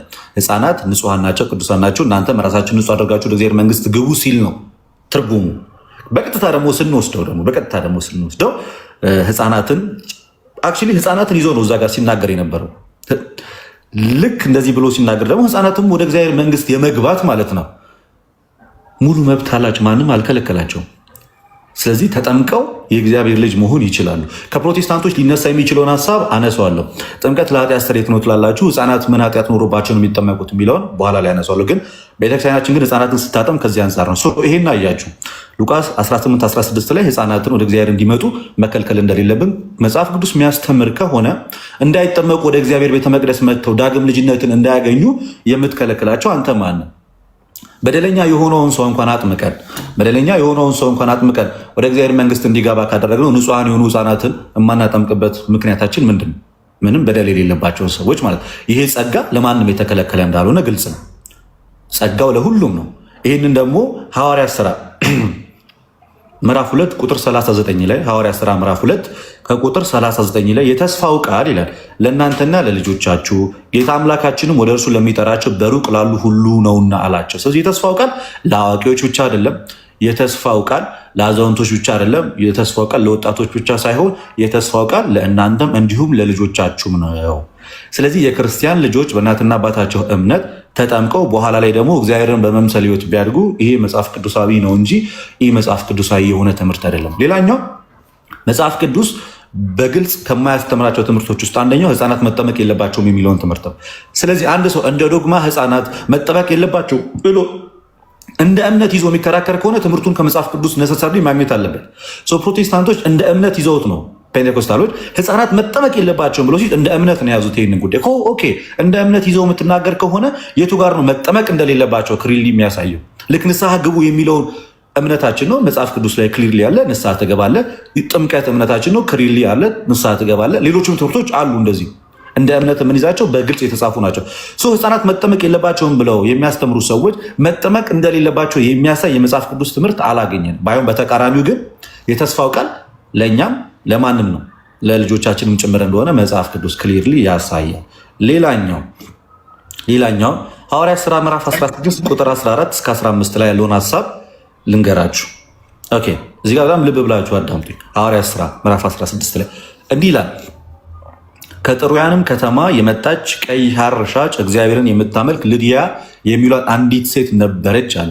ጳውሎስም የሚናገረውን ታደምጥ ዘንድ ጌታ ልቧን ከፈተላት። እዚህ ትምህርቱን እየሰማች ያለችው ማናት? ሊዲያ ናት። ጋይስ ሊዲያ ናት። ጌታ እግዚአብሔርም ልቧን ከፈተላት። ጳውሎስ የሚያስተምረውን የሚናገረውን ነገር እየሰማች ከዛ እርሷም ከቤተሰቦቿ ጋር ከተጠመቀች በኋላ በጌታ የማምን እንደሆነ ከፈረዳችሁልኝ ወደ ቤቴ ገብታችሁ ኑሩ ብላ ለመነች። ፖይንት ያዙልኝ። ትምህርቱን የሰማችሁ ማናት? ሊዲያ። የተጠመቀችው ከነ ምኗ ነው? ከነ ቤተሰብ ውስጥ ምን አለ? እናት፣ አባት፣ ሕፃናት እኛን ሁሉ ያካትታል። በሊዲያ እምነት ቤተሰቦቿ ሁሉ ምን ሲሉ እንመለከታለን? እዚህ ጋር ሲጠመቁ እንመለከታለን። ያመነችው ማናት? እሷ ናት። ግን የተጠመቀው ሙሉ ቤተሰቡ ሆኖ ስናገኝ ይሄ ምንድን ነው ማለት ነው? በእናትና በአባትነት የክርስቲያን ልጆች መጠመቅ እንደሚችሉ እናሳያለን። በዚህ ምክንያት እንግዲህ ጳውሎስ አልከለከለም። አይ መጠመቅ የለባችሁም ቤተሰቦች ሲላት አንመለከትም። ያመነችው እሷ ግን የተጠመቀችው ከነ ቤተሰቦቿ። ልክ በቆርኔሌዎስ ታሪክ የምናገኘው ይህንን እንይዛለን። ሌላኛው ጳውሎስ እንግዲህ በዚህ በሮሜ በአንደኛ ቆሮንቶስ ምዕራፍ 10 ላይ የተናገረው ነገር አለ። ምን ብሎ ይናገራል? እንግዲህ ከእስራኤላውያን ታሪክ ጋር አያይዞ የሚያስቀምጠው በጣም ትልቅ ትምህርት አለ። እንዲህ ይላል አንደኛ ቆሮንቶስ ምዕራፍ 10 ቁጥር 1 ጀምሮ ወንድሞች ይህን ታውቁ ዘንድ እወዳለሁ። አባቶቻችን ሁሉ ከደመና በታች ነበሩ፣ ሁሉም በባህር መካከል ተሻገሩ፣ ሁሉም ሙሴን ይተባበሩ ዘንድ በደመና በባህር ተጠመቋል። ምን ሁሉም እስራኤላውያን ከግብፅ ባርነት ነፃ ሲወጡና ሲሄዱ በነበረበት ሰዓት ላይ ሕፃናቶች ነበሩ፣ እናቶች ነበሩ፣ ኦኬ ሁሉም ነበሩ። ግን ሁሉም ሙሴን ተባበሩና በደመና ምን አሉ? ተጠመቁ። ሁሉም ከግብፅ ባርነት የወጡት ሁሉ። ከዛ ውስጥ ሕፃናቶች አብረው አልፈዋል፣ አዛውንቶች አልፈዋል፣ ወጣቶች አልፈዋል። ስለዚህ ሙሴ በባህር ሲያልፉ ሌሎቹን አስቀርቶ አዋቂዎቹን ብቻ አይደለም ያሳለፈው። ከፈርዖን ባርነት ነፃ ሲወጡ የወጡት ሁሉም ናቸው። ልክ እንደዛው በእናትና በአባታቸው እምነት ከአዳማዊ ማንነት ሕፃናት ነፃ መውጣትና የክርስቶስ ልጅ መሆን ይችላሉ ማለት ነው። የክርስቶስ ልጅ መሆን ይችላሉ። ይህንን እንመለከታለን። እነዚህ እንግዲህ መጽሐፍ ቅዱስ ላይ የተዘረዘሩና የተቀመጡ ናቸው። ወደ ቤተክርስቲያን አባቶች 2-3 ማስረጃዎች ከመሄዴ አስቀድሞ ሌላ የሚነሱ ሀሳቦችን ልናገር። ጥምቀት ለኃጢአት ስርየት ነው ትላላችሁ። የስ ኢንዲድ ጥምቀት ለኃጢአት ስርየት ነው። ኦኬ እሺ፣ ጥምቀት ለኃጢአት ስርየት ከሆነ እናንተ ደግሞ የውርስ ኃጢአትን አታምኑም። በአዳም በኩል የመጣውን ሲወራረስ የመጣውን ኃጢአትን አታምኑ ከሆነ በምን ምክንያት ሕፃናትን ከምን ነፃ ለማድረግ ኃጢአትን ማይሰሩ ከሆነ በምን ምክንያት ታጠምቋቸዋላችሁ? በጣም ክሊር። ሕፃናት ምንም እንኳን ኃጢአት ባይኖርባቸው ግን አዳማውያን ናቸው። ኦኬ አዳማውያን ናቸው። ያንን ደካማውን ስጋ ነው የያዙት። ስለዚህ ክርስቶሳዊ ለመሆን ምን መሆን አለባቸው ማለት ነው? መጠመቅ ይኖርባቸዋል አዲስ ሕይወት እንዲያገኙ። ይህንንም ሐዋርያው ቅዱስ ጳውሎስ በሮሜ መልእክቱ ቅድም በተደጋጋሚ ሲነሳ የነበረውን ሀሳብ ላስቀምጥላችሁ። በሮሜ መልእክቱ ምዕራፍ 6 ቁጥር 3 ላይ እንደዚህ ብሎ ይናገራል። ወይስ ከኢየሱስ ክርስቶስ ጋር አንድ እንሆን ዘንድ ጠመቅን፣ ሁላችን ከሞቱ ጋር አንድ እንሆን ዘንድ ጠመቅን አታውቁምን? እንግዲህ ክርስቶስ በአብ ክብር ከሙታን እንደተነሳ እንዲሁ እኛም በአዲስ ሕይወት እንድንመላለስ ከሞቱ ጋር አንድ እንሆን ዘንድ በጥምቀት ከእርሱ ጋር ተቀበርን። ሕፃናትን የምናጠምቃቸው አዲስ ሕይወት እንዲያገኙ ነው። ስለዚህ ጥምቀት ነሰሰርሊ ስራው ከኃጢአት ማንጻት ብቻ ሳይሆን አንድ በኃጢአት ውስጥ ተጨማልቆ ለነበረ ከኃጢአቱም ያነጸዋል። ከዛ ውጭ የጥምቀት ቤኔፊቶቹ አንደኛው ሬሚሽን ኦፍ ሲንስ፣ ኃጢአትን ነፃ ማድረግ፣ አዲስ ሕይወት መስጠት፣ ክርስቶስንም እንዲለብሱ ያደርጋል። ገላትያ ምዕራፍ 3 ከቁጥር 27 ላይ እንደዚህ ይላል። ገላትያ ምዕራፍ 3 ከክርስቶስ ጋር አንድ ትሆኑ ዘንድ የተጠመቃችሁ ሁሉ ክርስቶስ ኢየሱስን ለብሳችኋል እና። ስለዚህ ሕፃናትን ስናጠምቃቸው ክርስቶስን እንዲለብሱ እናደርጋቸዋለን። ካልተጠመቁ በስተቀር ምንም እንኳን ኃጢአት ባይኖርባቸው ክርስቶስን ግን መልበስ አይችሉም። ክርስቶስን የሰው ልጅ መልበስ የሚችለው በጥምቀትና በጥምቀት ብቻ ነው፣ ምንም ኃጢአት ባይኖርባቸው። ደግሞ ክርስቶስን ያለበሰ ሰው ደግሞ ድኗል ማለት አንችልም። ስለዚህ ሕፃናትን የምናጠምቃቸው አንድም አዲስ ሕይወት እንዲኖራቸው ከአዳማዊ ማንነታቸው ወጥተው ክርስቶሳዊ ማንነት እንዲይዙ፣ ሁለት ክርስቶስን እንዲለብሱ፣ ሶስት ወደ ቤተክርስቲያን ህብረት፣ ወደ ኪንግደም ኦፍ ጋድ ወደዛ ህብረት እንዲጨመሩ ጭምር ነው።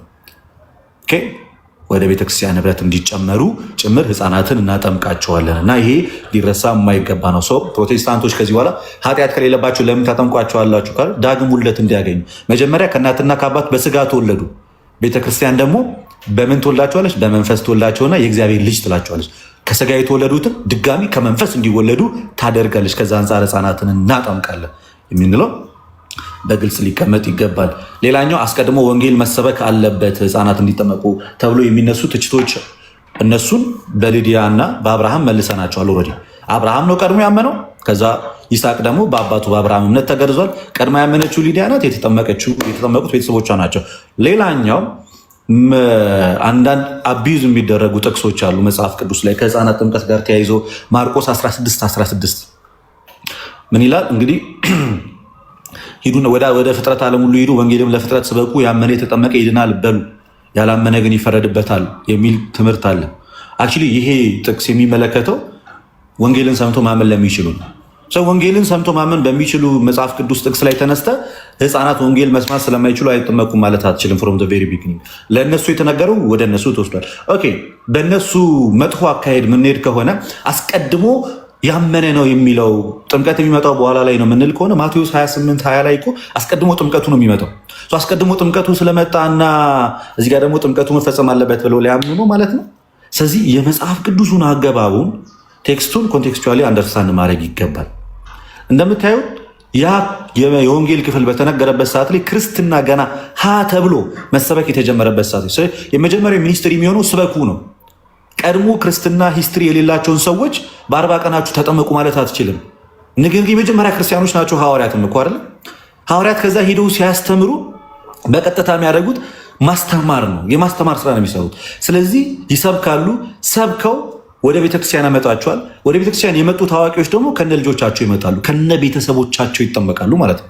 ምክንያቱም አስቀድሞ እነሱ ማመን ይኖርባቸዋል። ከአማኝ ቤተሰብ የተወለደ በእናትና በአባቱ እምነት ይጠመቃል። ከአማኝ ቤተሰብ ያልተወለደ ግን እሱም አልዳነም፣ ሕፃናትንም ማስጠመቅም አይችልም።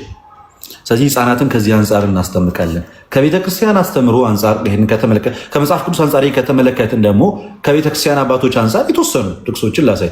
እንግዲህ አንድ ትምህርት ሲነገር አንድ ሐዋርያዊ ነው ወይ፣ ሁለት ደግሞ በቤተክርስቲያን ታሪክ ውስጥ የቤተክርስቲያን አባቶች ክሊርሊ ያስተምረውታል ወይ የሚለው ራሱን የቻለ ማስረጃ ሆኖ መቅረብ ይኖርበታል። የመጀመሪያው እንግዲህ ለሐዋርያት እጅ በጣም የቀረበው አባት ኢራኒየስ ነው። አጌንስት ሄረሲስ ወይንም ደግሞ መድፍነ መናፍቃን በተሰኘው ከ5ቱ መጽሐፎች ውስጥ በሁለተኛው መጽሐፉ በ22ኛው ቻፕተር በ4ኛው ፓራግራፍ ላይ እንደዚህ ብሎ ይናገራል። ጂሰስ ኬም ቱ ሴቭ ኦል ስሮ ሂምሰልፍ I say who through him are reborn in God, infants, children, youths and old men. ስለዚህ ክርስቶስ ሁሉንም በእያንዳንዱ እድሜ ውስጥ ያለፈው አለ። ሕፃን ሆኖ እንደ ሕፃን፣ ሕፃን ሆኖ ኢንፋንት ሆኖ ጨቅላ ሕፃን ሆኖ እንደ ጨቅላ ሕፃን፣ ሕፃን ሆኖ እንደ ሕፃን፣ አዋቂ ሆኖ እንደ አዋቂ፣ ከፍ እንደ ጎልማሳም ሆኖ የሄደው በዛ ውስጥ ሁሉንም ለማዳን ነው እንጂ ወደዚህ ዓለም የመጣው ጀስት ታዋቂዎቹን ብቻ ለማዳን ሳይሆን ሕፃን ሆኖ ያለፈው ሕፃናትንም ለማዳን ነው።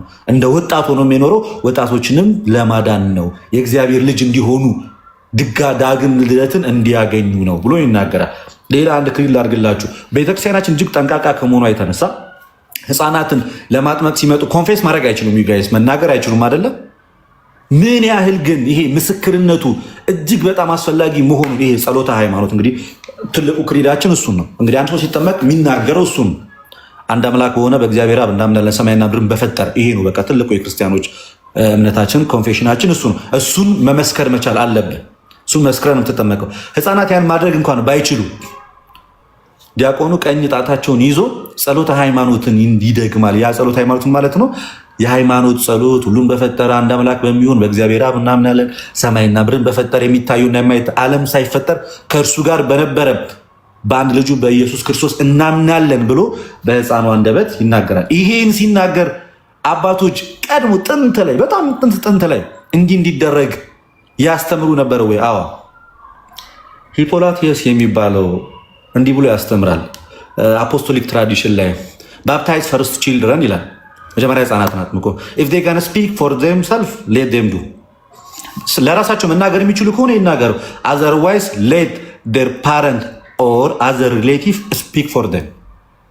ሲጠመቁ ራሳቸው መናገር የሚችሉ ከሆነ ታስግድ። ራሳቸው መናገር የሚችሉ ከሆነ ሌት ዴር ፓረንት ስፒክ ፎር ዜም።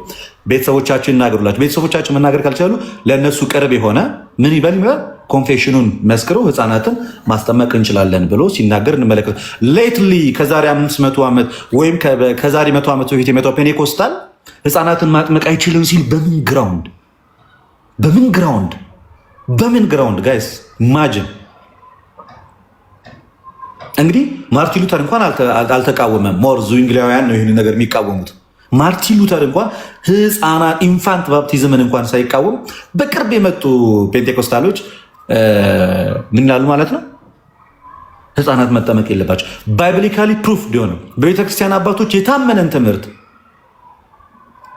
ነው ይህን ነገር እንትን የሚሉት እና ወደ ቤተክርስቲያን አባቶች የገባሁት ከሕፃናት ጥምቀትም አንጻር የሚናገሩት ነገር ስላለ እሱን ለመናገር ነው እንጂ አሁ ከቤተክርስቲያን አባቶች አንጻር ብዙ ወንድሞች ሊናገሩ ይችላሉ። ግን አንድ የመጨረሻ ብቻ ነገር ልናገርና ላቁም። አንድ የመጨረሻ አባት ብቻ ጄሮም ልናገርና ላቁም። ጄሮም አጌነስ ፔላጂያንስ ቡክ 3 ፓራግራፍ 19 ላይ እንደዚህ ብሎ ይናገራል። ዋን ቲንግ አይ ዊል ሴይ ኤንድ ሶ ኤንድ ማይ ዲስኮርስ አለ። አንድ ነገር እናገርና ትምህርቴን አቆማለሁ ጨርሳለሁ። ያ that you may either to give us a new creed so that after baptizing children into the name of the Father and the Son and the Holy Spirit you may baptize them into the kingdom of heaven. If you have one baptism both for the infants and for the person of mature age, it's follow the infants also should be baptized for the remission of sin or for the likeness of the transgression of Adam. ሕፃናትን አዋቂዎችን ስታጠምቋቸው ሕፃናትን በአብ ወልድ መንፈስ ቅዱስ ማጥምቋቸው። ሁለቱንም ስታጠምቁ ሕፃናትንም ሆነ አዋቂዎችን ስታጠምቁ በተለይ ሕፃናት ይጠመቁ ስንል የሚጠመቁት በአዳም ምክንያት ከመጣው ውድቀት ነፃ እንዲሆኑ ነው ብሎ ጄሮም አጌነስ ፔላጂያንስ ቡክ 3 ፓራግራፍ 90 ላይ ያስቀምጣል። ስለዚህ ይህንን ያነሳሁት መጽሐፍ ቅዱስም የቤተክርስቲያን አባቶችም የሕፃናትን ጥምቀት ምን ያደርጉታል ነው ይደግፉታል። ስለዚህ በዚህ ልክ የተዋቀረ ነው። የ40 እና የ80 ኮንክሉድ ላድርገው ትምህርት እንድትይዙት አንድ ደቂቃ ካያችሁ በ40 እና በ80 ቀን የምናጠምቅበት ምሳሌያዊ ማስረጃችን ኦሪት ዘሌዋውያን ምዕራፍ 12 ቁጥር 1 ላይ ሴት ልጅ በ80 ወንድ ልጅ በ40 ቀን ወደ ቤተ መቅደስ እንደሚገቡ ተመልክተናል። እንዲህ ያንን አይተናል በብሉይ ኪዳን ስርዓት። በዛ ምክንያት ሕፃናት በእናታቸው እቅፍ 40 ቀን ከቆዩ በኋላ ወደ ቤተ ክርስቲያን ሄደው ወደ ቤተ መቅደሱ የሚጨመሩት በ40 ቀናቸው ይህንን የብሉይ ኪዳን መጽሐፍ ማስረጃ በማድረግ እንደሆነ ልታውቁት ይገባል። ለሴት 80 ቀን እንደሚለው መጽሐፍ ቅዱሱ ቤተክርስቲያንም ጥምቀትና ግርዛት እንግዲህ በአዲስ ኪዳን በጥምቀት የተተካ ነውና ልክ እንደዚህ ስታጠምቅም ታደርጋለች ማለት ነው። ሴት ሕፃናትን በ80 ወንድ ሕፃናትን በ40 ቀን የምታደርግበት ማስረጃቸው ይሄ ነው። የግድ ደግሞ ለመጠመቅ እምነት ነሰሰርል ያስፈልጋል ወይ? ለነማን? አስቀድመው ከክርስቲያን ወገን ላልሆኑት አዎ ማመን በጣም ግዴታ ነው። ማምነ መጥመቅ ግዴታ ግን የክርስቲያን ቤተሰብ ለሆኑትስ በእናትና በአባታቸው እምነት አስቀድሞ ጥምቀቱን ያገኛሉ። በኋላ ላይ ደግሞ ምኑን ያገኙታል? እምነቱን፣ እውቀቱን፣ ህይወቱን ደግሞ እያገኙት ይመጣሉ። ልክ አብርሃም መጀመሪያ አስቀድሞ ተገርዞ ነበር እንዴ? እግዚአብሔርን ኢንታይም ሲያገኘው አልተገረዘም። ማመን አለበት። ይሲ እሱ ካመነና እግዚአብሔር ህብረት ከተጨመረ በኋላ ልጁ ይስሐቅስ በተወለደ በ8ኛ ቀኑ ተገረዘ። ለምን?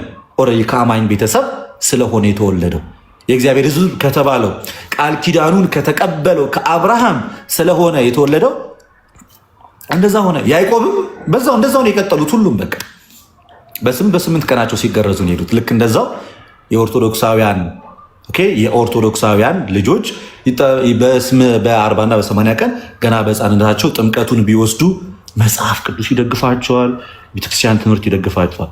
የኔ መጨረሻ ማጠቃለያ የፕሮቴስታንት ልጆች እንግዲህ ሰው ሳያምን አይድንም አይደለም የሚሉት፣ ነሰሰሪ ማመን አለበት አይደለ? የፕሮቴስታንት ልጆች ለምሳሌ በ15 ዓመታቸው ከመጠመቃቸው ፊት በ7 ዓመቱ በ8 ዓመቱ በ9 ዓመቱ ቢሞት ምንድነው የሚሆነው? ሳያምን። ኦኬ እሺ፣ የፕሮቴስታንት ልጆች እስኪጠመቁ ድረስ ድርሻቸው ምንድን ነው? ኢአማንያን ናቸው፣ ለእኛ አሁን ያልዳኑ ናቸው። በእነሱ ግን ድነናል በሚለው ኮንሴፕታቸው እንሂድና ከማመናቸው በፊት የእናንተ ልጆች ምንድን ናቸው? ምንድን የሚወጣቸው? ምንድን ተስፋቸውስ? የክርስቲያን ልጆችስ በ40 እና በ80 ቀናቸው ይጠመቃሉ። ኦኬ አትሊስት ጥምቀቱን ያገኛሉ፣ የእግዚአብሔር ልጅ ይባላሉ። የእናንተ ምንድን ነው የሚባሉት? ምንም። ከዛ አንጻር የህፃናትን ጥምቀት በዚህ መንገድ ልንመለከተው ይገባል። ያስተማረን የመከረን አምላክ የተመሰገነ ይሁን። ወስብሐት ለእግዚአብሔር።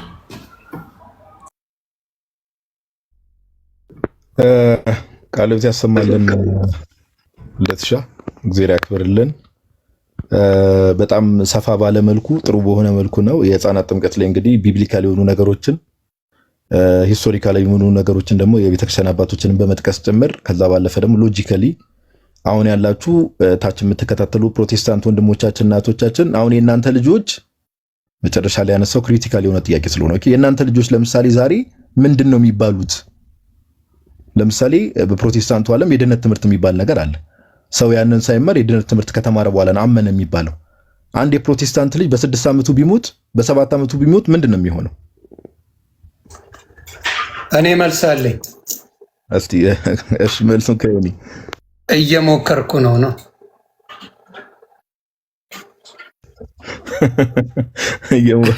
ዮኒ ጥቅሶቹን ይዛቸዋል አይደል? አዎ በደንብ ይዣለሁ። መልሱ እየሞከርኩ ነው። ክሊሮኖላል ጥቅሱን ላንብበው። አዎ በደንብ በደንብ የምፈልገው እሱን ነበርና ዘሌዋውያን ምዕራፍ 12 ከቁጥር 1 ጀምሮ፣ ዘፍጥረት 17 ከ9 ጀምሮ እንዲሁም ዘፍጥረት 17 24 ላይ አለ። እንዲሁም ዘፍጥረት ምዕራፍ 21 ከቁጥር 4 ጀምሮ አለ።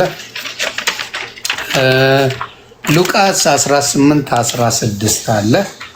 የሐዋርያት ሥራ ምዕራፍ 2 ያው ቁጥር 39 ላይ አለ። የተስፋው ቃል በሚለው ማለት ነው። የሐዋርያት ሥራ ምዕራፍ 16 ከቁጥር 14 ጀምሮ አለ። ያቺ ደግሞ ሊዲያ ናት። ሊዲያ ቤተሰቦቿን አብራ እንዳስጠመቀች ነው። አንደኛ ቆሮንቶስ ምዕራፍ 10 ቁጥር 1 አለ። ገላትያ 3:27 አለ። እኔ በደንብ ነው ስማር ጎበዝ ተማሪ ነኝ። ዮሐንስ ወንጌልን 3:5ንም ያዘው። ዮሐንስ ወንጌል 3:5 እሺ 3:5 ያ ኖት ስትይዙ አይምሯችሁ ከፈት ይላል። ለሌሎቻችሁም ወንድምና እህቶቼ ታች ካላችሁ ኖት ስትይዙ ሁልጊዜ ያንን ተመልሳችሁ ስታነቡት ክሊር ይሆናል እና ለዛ ነው ኖት የሚያስፈልገው። ተባረኩልኝ። እሺ ዮኒ እናመሰግናለን። ዛሬ ያው ሰፋ ያለ ሀሳብ እየተነሳ ስለሆነ ይሄ ጥምቀት በአባቶች ትምህርት የሚለውን ወይ ወደ ሌላ ቀን እናዘዋውረዋለን። ፕሮግራሙ በጣም ከመጠን በላይ እንዳይረዝም ወደ ኦልሞስት ሚድናይት ሊሆን ነው እዚህ ያ ወደዛ እናሸጋግረዋለን። አሁን ምን እናደርጋለን? ወንድማችን ዲያቆን መኳንንት ስፔሻሊ ከፕሮቴስታንቱ ዲኖሚኔሽን አንጻር ያሉ ነገሮችን የተወሰነ ነገር ያነሳና ኮመንት ላይ ብዙ ፕሮቴስታንቶች ጥያቄም እያቀረቡ ስለነበረ ገስት ላይ ላሉ ሰዎች ለእያንዳንዳቸው አንድ ጥያቄ ጠይቃቸዋለሁ። ለምሳሌ አሁን ሁሌ የሚጠየቁ ጥያቄዎች በተለምዶ መልስ ያላገኙ ሰዎች በቀኝ በኩል ያለውን በዴ እንዴት ዳነ፣ እንደዚህ አይነት ጥያቄዎች አሉና እንደዚህ አይነት ጥያቄዎችን ደግሞ ገስት ላይ ላሉ ወንድሞችና አባቶች አቀርባለሁ። ስለዚህ አሁን ቀጣይ ወደ መኩ እንሂድና መኩ ጥምቀት ኢንክሉዲንግ ኢንፋንት ይቅርታ ጋዲ በጣም ይቅርታ እንደ ሀሳብ ጴንጤ ወንድምና እህቶቼ የህፃናት ጥምቀትን ኦርቶዶክስን ከመጠየቅ ይልቅ እዛው ጎረቤት ሀገር ኡጋንዳ መሰረተ ክርስቶስ አለች እና መሰረተ ክርስቶስን መጠየቅ አይሻልም? ኦርቶዶክስ ጋር ከመምጣት ይልቅ ቀለል አድርጋችሁ፣ እውነቴን ነው የምናገረው፣ መሰረተ ክርስቶስ ሄዳችሁ መሰረተ ክርስቶስን ለምንድን ነው በህፃናት የምታጠምቁት ብላችሁ እነሱን መጠየቅ ቀላል እኮ ነው። በኦርቶዶክስ ጋር መምጣት አይገባችሁም። እንዲሁም ሉተራውያን ወንድሞቻችሁን እነሱን መጠየቅ የህፃናት ጥምቀትን በደንብ አድርገው ይቀበላሉ። ሁለቱም የእናንተው ጎረቤት ሀገሮች ናቸው እና መካነ ኢየሱስ ይቅርታ መሰረተ ክርስቶስ አልኩኝ። መካነ ኢየሱስን በህፃናት ጥምቀት ላይ ለምን አትጠይቁም? ኦርቶዶክስ ጋር መምጣቱ ለምን አስፈለገ? ኦርቶዶክስ ጋር የሚመጣውን ለምሳሌ በስግደት ጉዳይ፣ በሌላ በምልጃ ጉዳይ ምናምን ኦርቶዶክስ ጋር ነው፣ ምንም ችግር የለም፣ መወያየትም ይቻላል። ግን እናንተው ጋር እዛው መሰረተ ክርስቶስ ነው አይደል? እዛ ሄዳችሁ መጠየቅ መካነ ኢየሱስ ይቅርታ መካነ ኢየሱስ እና መሰረተ ክርስቶስ ይመሳሰሉብኛልና መካነ ኢየሱስ ሄዳችሁ መጠየቅ ስትችሉ፣ እንዲሁም ሉተራውያን ጋር አንዳንዴ አንድነን አንዳንዴ ደግሞ ደብሮናል አይነት ስለሆነ እነሱን መጠየቅ እየቻላችሁ በዚህ ጉዳይ ኦርቶዶክስ ጋር መምጣቱ ጊዜ ጉንጭ ማልፋት። እናንተ ቤት ሁላ መልስ አለ፣ እናንተ ቤት መልስ አለ። ኦርቶዶክስ ጋር መጥቶ መቀለድ ጆክ ማድረጉ ምንም ችግር የለም። የመካነ ኢየሱስ ሰው አስገባላችሁና እናወራለን፣ አለቀ። ስለዚህ ማላገጡ ምን ማለቱ ትርጉም ስለሌለው ማለት ነው። ከኦርቶዶክስ ጋር መነጋገር የሚያስፈልገው በምልጃ ጉዳይ አለቀ። ከምልጃ ውጭ ምንም የምትሉትና በስግደት ጉዳይ የስግደቱን ደግሞ ትላንት መቼ ለታ በምታዩት ሁኔታ አልገባም ብለው ከዚህ በኋላ የወዲ ማኛ ቤት ድርሽ አንልም የሚሉበት ቀጠሮ ይዘው ከዛ በኋላ አንገባም ያሉበት፣ እንዲሁም ሌላ ቦታ ላይ በፍራቻ እስካሁን ያሉበት ጉዳይ ነው። ስለዚህ በምታዩት መልኩ መልስ አለ። ይኸው እዚህ የተደረደረልህ የኦርቶዶክስ ባለ ድሮን ነው ያለው መልስ ያለው ወንድሞች ነው ያሉ። ስለዚህ አሁንም የምላችሁ ስለ ጥምቀት ስለ ህፃናት ጥምቀት ስትፈልጉ ፕሮቴስታንት መካነ ኢየሱስን ጠይቁ፣ እንዲሁም ሉተራውያንን ጠይቁ ለማለት ነው። ሌላው ጋር ጓገጩ አያስፈልግም። ኦርቶዶክስ ጋር መጥቶ ኮመንት መጻፉ ምንም ጥቅምም ስለሌለው ራሳችሁ ቤት ጠይቁ ለማለት ፈልጌ ነው። ተባረኩልኝ። ታፕታፕ ኮፒ ሊንክ እያደረጋችሁ ትምህርቱን በ30 ደቂቃ ውስጥ እንጨርሰዋለን ብዬ አስባለሁ። እግዚአብሔር ያክብርልኝ። ኦፍኮርስ አይ ትምህርቱ ከዚህ በኋላ 30 ደቂቃ አይፈጅም። በእርግጠኝነት አንድ ቶፒክ ነው የሚቀረን። ከዛ ገስት ላይ ላሉ ወንድሞችና አባቶች ጥያቄ ነው የማቀርብላቸው። ከዛ ጥያቄ ወሬ ሲደረግና እንጨርሳለን። ትምህርት እንደ ትምህርትነቱ 30 ደቂቃ ሙሉ አይፈጅም። አኬ የሆነ ነገር ጽፈልኝ ነበር፣ 2 ደቂቃ ፈልጋለሁ ብላኝ ነበር መኩ ከመጀመሩ በፊት ካልተሳሳትኩ።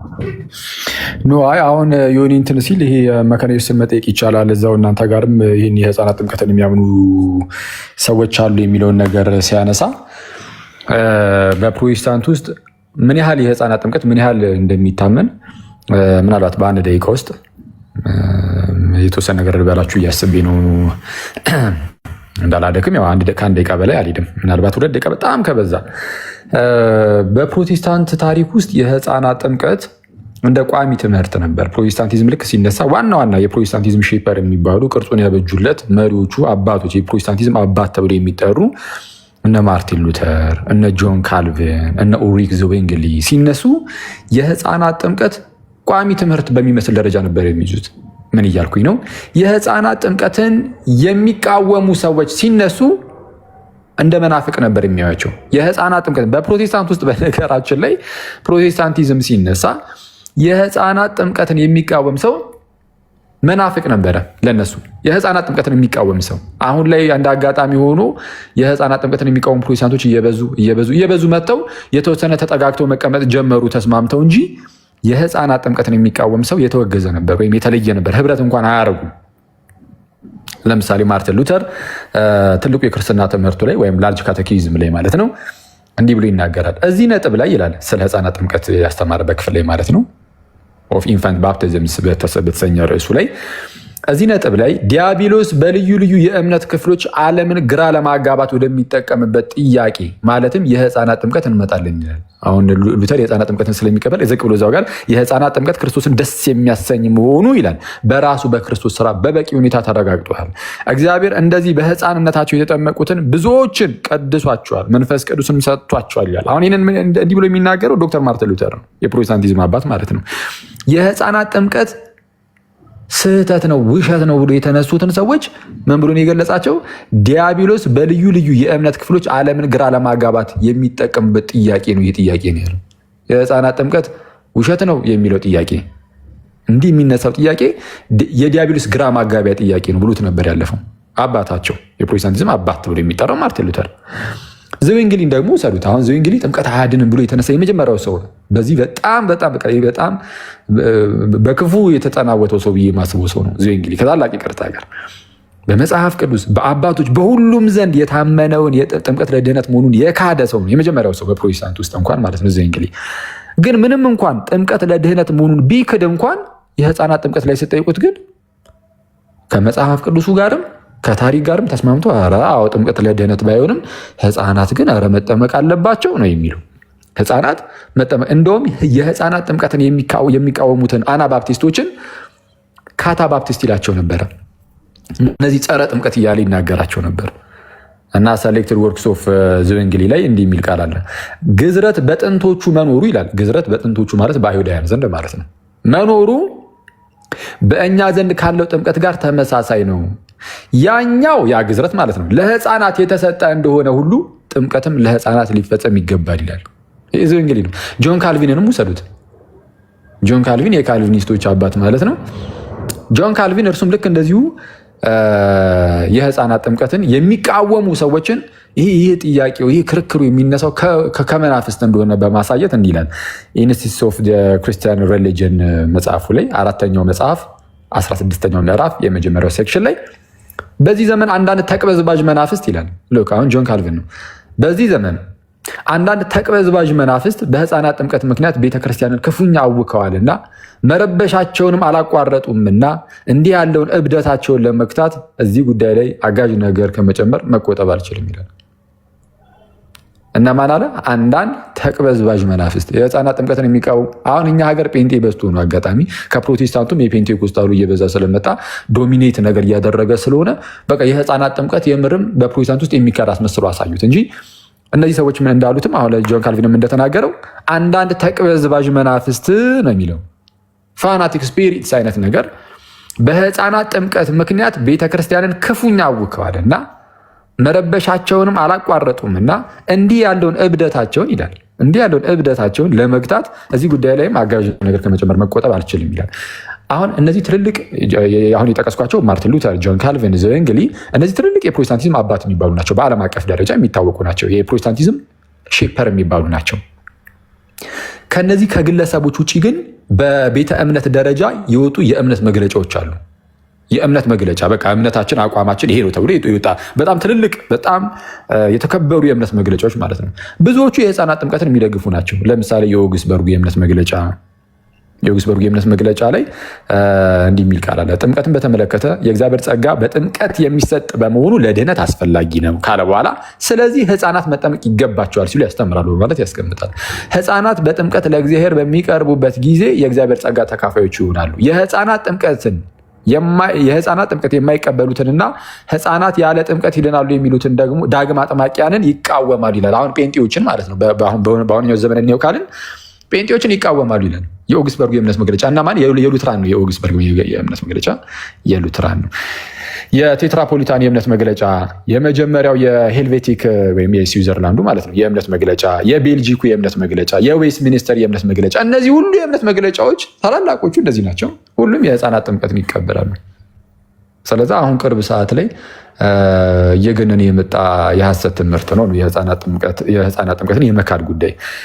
ቅድም ግን ያው ማነው ልደት እንዳለው ነው። በቃ ጌታችን ለአዋቂዎች ብቻ ነው ወይ የመጣው ነው እኮ እንዴ? ለህፃናት አልመጣም እንዴ?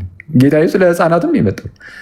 እነዚህ ጴንጤዎች እኮ አሁን ሳያስቡት ይሄ በካልቪኒስቶቹ ዘንድ ያለው ኢየሱስ ለዓለም ሁሉ አልሞተም ለተወሰኑት ነው ለተመረጡት ነው የሞተው የሚባለው ትምህርት በእነሱ ውስጥም አለ። ክርስቶስ የሞተው ለአዋቂ ብቻ ነው ያስብላል እንዴ? ለህፃናት ሞቶላቸው አልሞተላቸውም? ታዲያ ህፃናት እንዴት አድርገው ያንን የክርስቶስን የማዳን ስራ እንዴት ያገኙት?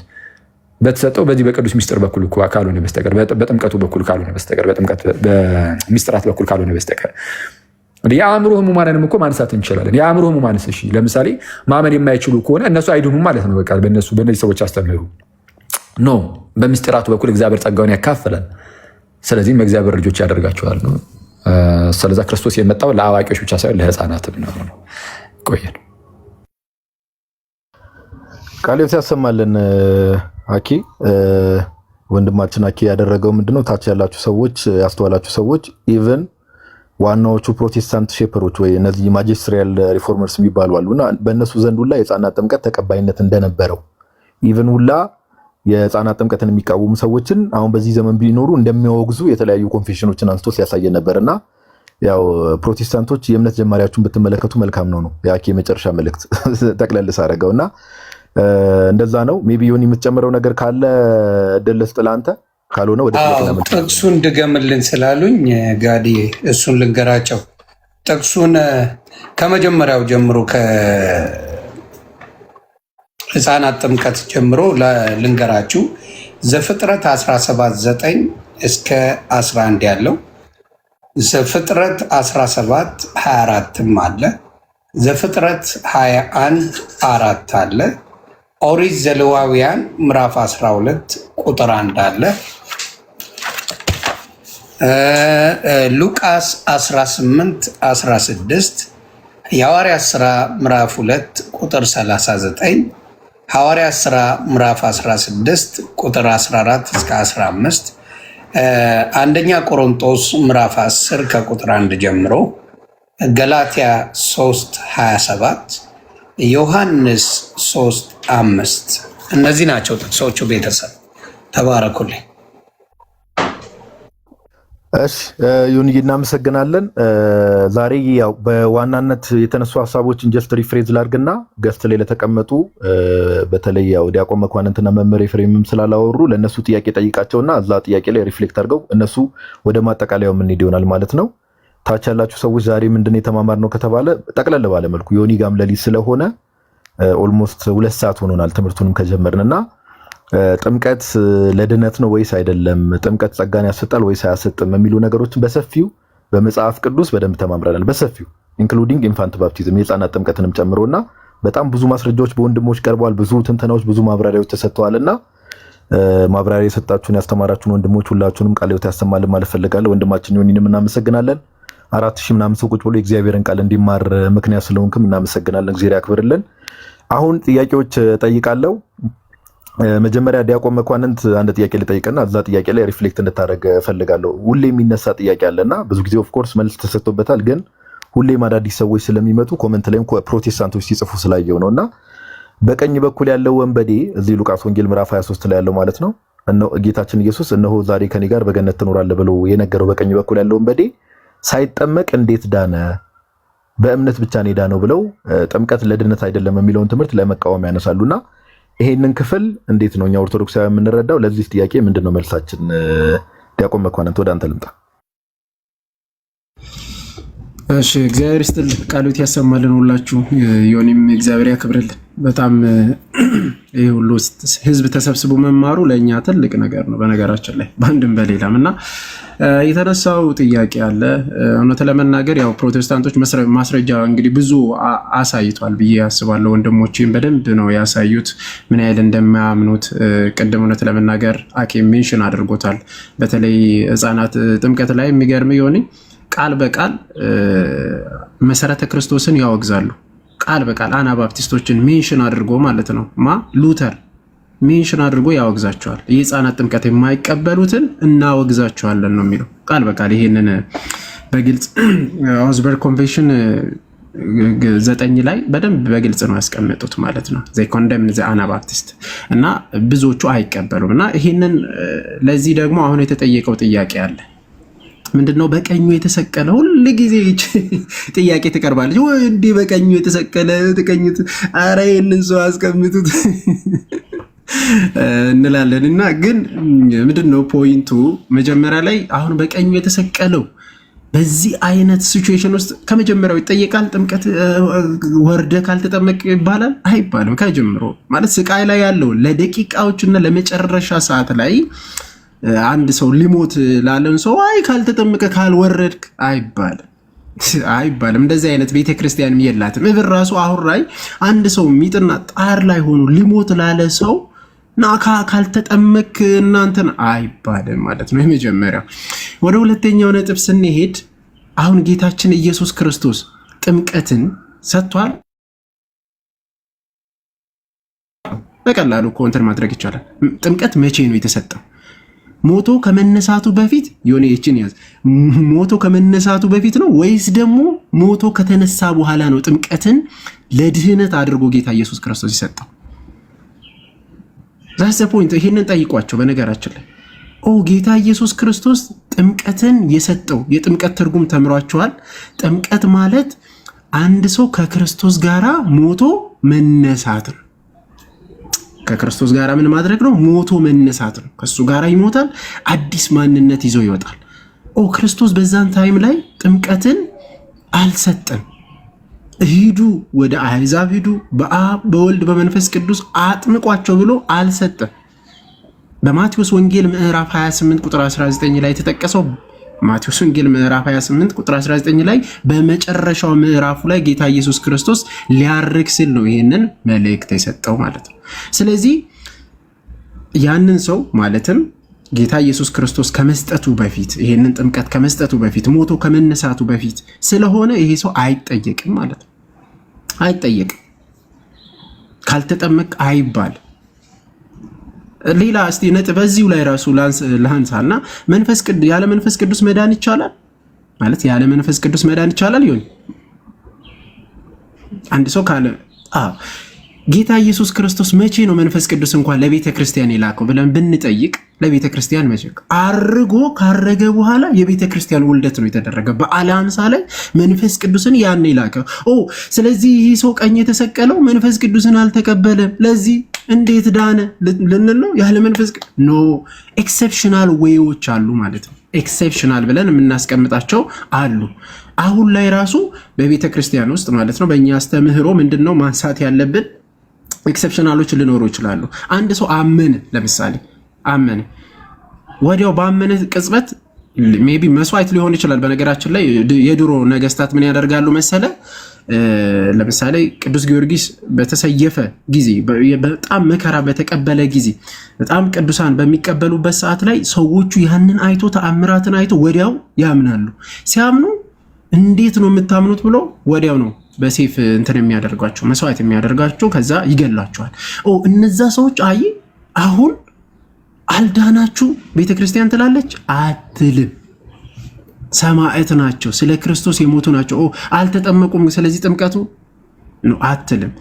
ትምህርቱ እንደ ትምህርት አንድ ሰው ተጠምቆ መዳን አለበት፣ አምኖ ይጠመቃል፣ ይድናል። ይሄ ትምህርት ነው፣ አስተምህሮ ነው። ኤክሰፕሽናል ዌዮች እንደዚህ አይነት ነገር ቢመጡ ያድናል ብሎ እምነቱን እኮ ተቀብሎታል፣ አምኖታል። ግን ሁኔታዎችና ጊዜ ስለወሰነው እኛ እዚህ ጋር አንፈርድም። ጌታ ኢየሱስ ክርስቶስ ድህነትን ይሰጣቸዋል። ለምን? እምነታቸው በልባቸው ስላለ። በቀኝ በኩል የተሰቀለን በተደጋጋሚ እንደዚህ ስታነሱ እና ብዙ ጊዜ ማለት እንደዚህ በቃ ካሁን በኋላ አቁሙን። እንደዚህ አይጠየቅም። ያ የተሰቀለው በቀኙ የተሰቀለው በዛ አይነት ሲቹዌሽን ላይ ባለው ሰዓት ላይ፣ ሁለተኛው ደግሞ ጌታ ኢየሱስ ክርስቶስም ጥምቀትን ባልሰጠበት ሰዓት ላይ መንፈስ ቅዱስ ባልወረደበት ሰዓት ላይ አይጠየቅም ማለት ነው።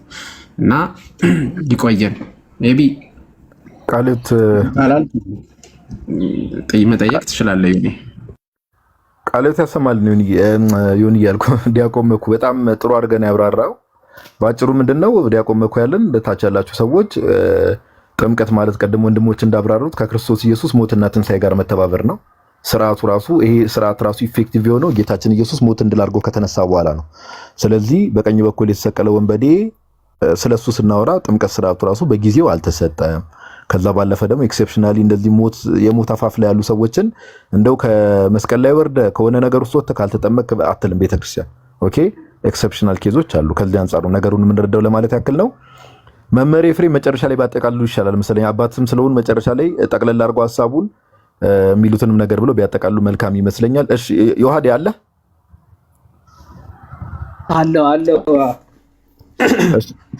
አንድ ደግሞ ሌላ የሚነሳ ሐሳብ አንደኛ ቆሮንቶስ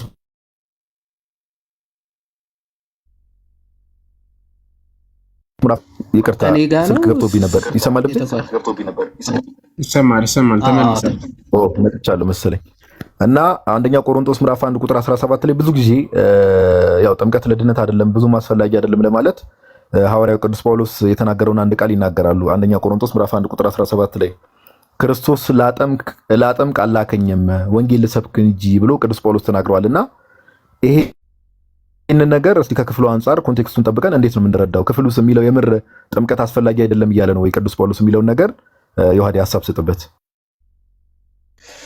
ኦኬ እሺ፣ ሁላችሁንም ቃል ያሰማልን። ያው በአጭሩ እንትን ለማለት ብዙ ጊዜ አውዱን ያላነበቡ ሰዎች ስለሆነ ይችን ክፍል ዝም ብለው የሚጠቅሷት በአጭሩ ክፍሉን ብቻ ካነበበ ሰው ራሱ ሊመልሰው ራሱ የሚችል ሐሳብ ነው። እንደውም ሰው ምን ያክል ጥምቀት ድህነትን እንደሚሰጥ ወይም ደግሞ ጥምቀት ራሱ ለድህነት መሆኑ የሚናገር ክፍል እንደሆነ የሚረዳበት ክፍል ነው። አንደኛ ቆሮንቶስ ምዕራፍ 17 ከመድረሳችን በፊት ከላይ ጀምረን ከ13 ጀምሮ ማንበብ የግድ ያስፈልጋል ማለት። አንደኛ ቆሮንቶስ ምዕራፍ 1 ከቁጥር 13 ምን ብሎ ይጀምራል? ክርስቶስ ተከፍሏልን? ጳውሎስስ ስለ እናንተ ተሰቀለን? ወይስ በጳውሎስ ስም ተጠመቃችሁን? ብሎ ነው የሚጀምረው። ይሄን ያላቸው ከምን አንጻር ነው? አስቀድሞ ቁጥር 12 ላይ በቆሮንቶስ ክርስቲያኖች መካከል መከፋፈል ተጀመረ። መከፋፈል ተጀመረ። እኔ የጳውሎስ ነኝ፣ እኔ የኬፋ ነኝ፣ እኔ አጵሎስ ነኝ እያሉ መከፋፈል ጀመሩ። ኦኬ። ስለዚህ ሐዋርያው ቅዱስ ጳውሎስ ምን አለ? ይህንም አንዳንዶቹ የጳውሎስ አንዳንዶቹ የኬፋ እኔ ደግሞ የአጵሎስ ነኝ ማለት ሲጀምሩ እንዴት የጳውሎስ ትላላችሁ? እንዴት የአጵሎስ ትላላችሁ? እንዴት የኬፋ ነን ትላላችሁ? ይልና ምክንያቱም ክርስቶስ ተከፍሏል ወይ? አልተከፈለም። ጳውሎስስ ስለ እናንተ ተሰቅሏል ወይ ይላል። ኦኬ የጳውሎስ ነኝ ስትሉ ጳውሎስ ስለ እናንተ ተሰቅሎላችኋል? አልተሰቀለም። ስለዚህ የጳውሎስ ልትሆኑ አትችሉም ነው የሐዋርያው ቅዱስ ጳውሎስ ሐሳብ አይደል? እንዴት የጳውሎስ ነኝ ትላላችሁ? የኬፋ ነኝ የሚሉት እንዴት የኬፋ ነኝ ትላላችሁ? ኬፋ ስለ እናንተ ተሰቅሏል? አልተሰቀለም ነው መልሱ። ጳውሎስስ ስለ እናንተ ተሰቅሏል? አልተሰቀለም። ከዛ ሐዋርያው ቅዱስ ጳውሎስ ቀጥሎ ምን ይላል? ወይስ በጳውሎስ ስም ተጠመቃችሁን ይላል። ኦኬ በጳውሎስ ስም ተጠምቃችኋል? አይደለም፣ በክርስቶስ ኢየሱስ ስም ነው የተጠመቅነው። ለምን? የክርስቶስ ልንሆን በክርስቶስ ስም ወይም ደግሞ በክርስቶስ የምንጠመቀው ጥምቀት የክርስቶስ የሚያደርገን ነው። ስለዚህ በክርስቶስ ስም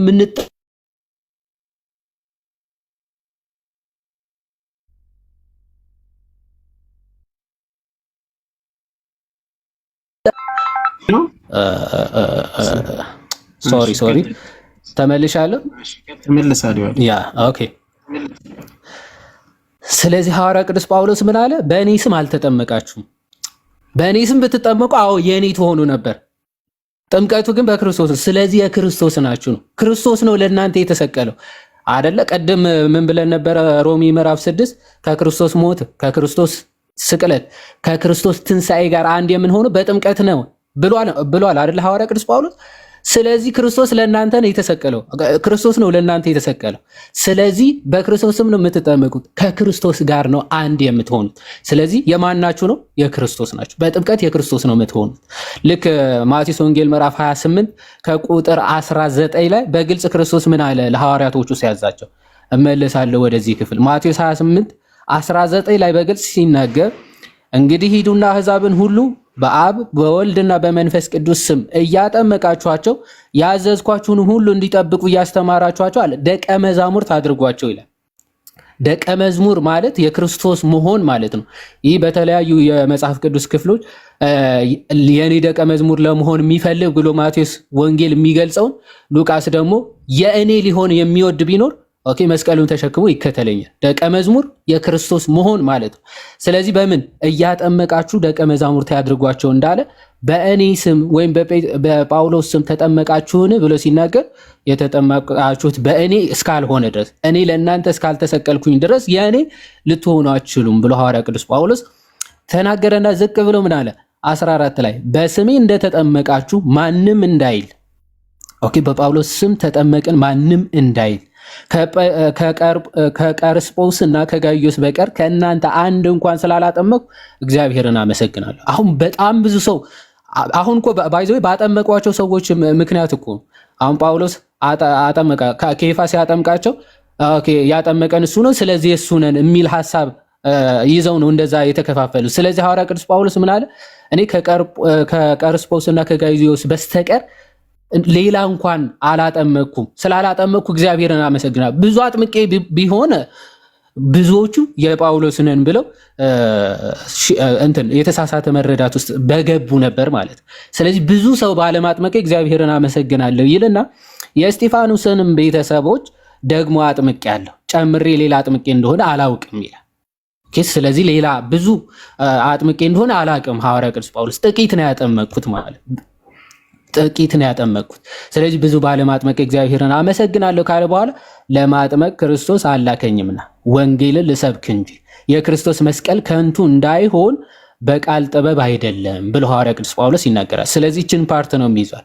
ለማጥመቅ ክርስቶስ አላከኝምና ወንጌልን ልሰብክ እንጂ ብሎ ሲናገር፣ ስለዚህ አይ ጥምቀት ባያስፈልግ ነው ጥምቀት መሰረታዊ ባይሆን ነው። ሐዋርያ ቅዱስ ጳውሎስ እኮ ከላይ የክርስቶስ ናችሁ በክርስቶስ ስም ነው የተጠመቃችሁት በእኔ ስም አይደለም ከክርስቶስ ጋር አንድ ለመሆን ነው የተጠመቃችሁት ብሎ ከተናገረ በኋላ ብዙዎች አለማጥመቄ ኦኬ ምን አድርጎኝ እግዚአብሔርን አመሰግናለሁ። ምክንያቱም ብዙዎቹ እኔ አጥምቄያቸው ቢሆን የጳውሎስ ነን እያሉ በተናገሩ ነበር። ብዙ ባለማጥመቄ ግን እግዚአብሔርን አመሰግናለሁ። የኔ ዋና ዓላማ ወይም ደግሞ የተላኩበት ዋና ዓላማ ምንድነው? ወንጌልን እንድሰብክ ነው። ባይዘው ትልቁ ዓላማ ሰውን ማሳመን ነው። ከዛ በኋላ ማጥመቅ ባይዘው ክህነት ነው የሚያስፈልገው፣ ወይም ደግሞ ካህናት የሆኑ ከሱ ስር ያሉ ያጠምቃሉ። ኦኬ የክህነት ስልጣን ካለው ያጠምቃል። ሰው ግን ማሳመን ትልቁ ኃላፊነት ነው። ለዛን ሐዋርያ ቅዱስ ጳውሎስ ክርስቶስ ላጠምቅ አላከኝም ወንጌልን ልሰብክ ሲል ለማሳመን ያለውን ኃላፊነት ታላቁን ኃላፊነት እኔ አገለግላለሁ። ካሳመነ በኋላ ሐዋርያ ቅዱስ ጳውሎስ እንዲያጠምቁ ለካህናት ሰጥቶ ነበር የሚሄደው። ከዛ አንጻር የተነገረ እንጂ በጭራሽ ጥምቀት ለድህነት አያስፈልግም ሊል አይችልም። ምክንያቱም ሐዋርያ ቅዱስ ጳውሎስ ራሱ የዳነው በጥምቀት ስለሆነ ራሱ የዳነበትን አይ ጥምቀት ለድህነት አይደለም ሊል ይችላል። ራሱ የዳነው እኮ በጥምቀት ነው። ሐዋርያ ሥራ ምዕራፍ 22 ከቁጥር 16 እችን ብቻ ተናግሬ ሰዓት ለመቆጠብ ወደ ሌሎች ወንድሞች እንሄዳለን። ሐዋርያት ሥራ ምዕራፍ 22 ከቁጥር 8 ጀምሮ ክርስቶስ እንግዲህ ለሐዋርያ ቅዱስ ጳውሎስን የጠራው ያገኘው ክርስቶስ ራሱ ነው። ኦኬ ምን ላድርግ ብሎ ክርስቶስን የጠየቀው ሐዋርያ ቅዱስ ጳውሎስ ቀጥታ በክርስቶስ ያመነ በክርስቶስ ትምህርት የተገለጠለት ታላቅ አባት ነው። ክርስቶስን ማግኘቱና ኦኬ ከክርስቶስ ጋር ተገናኝቶ መገለጡ ግን የኃጢአት ስርየትን መዳንን አላስገኘለት። ይህንን ያገኘው መቼ ነው? ምን ላድርግ ብሎ ክርስቶስን ሲጠይቀው ወደ ደማስቆ ሄደ፣ ሐናንያ የሚባል ሰው ታገኛለህ። ኦኬ አመነ።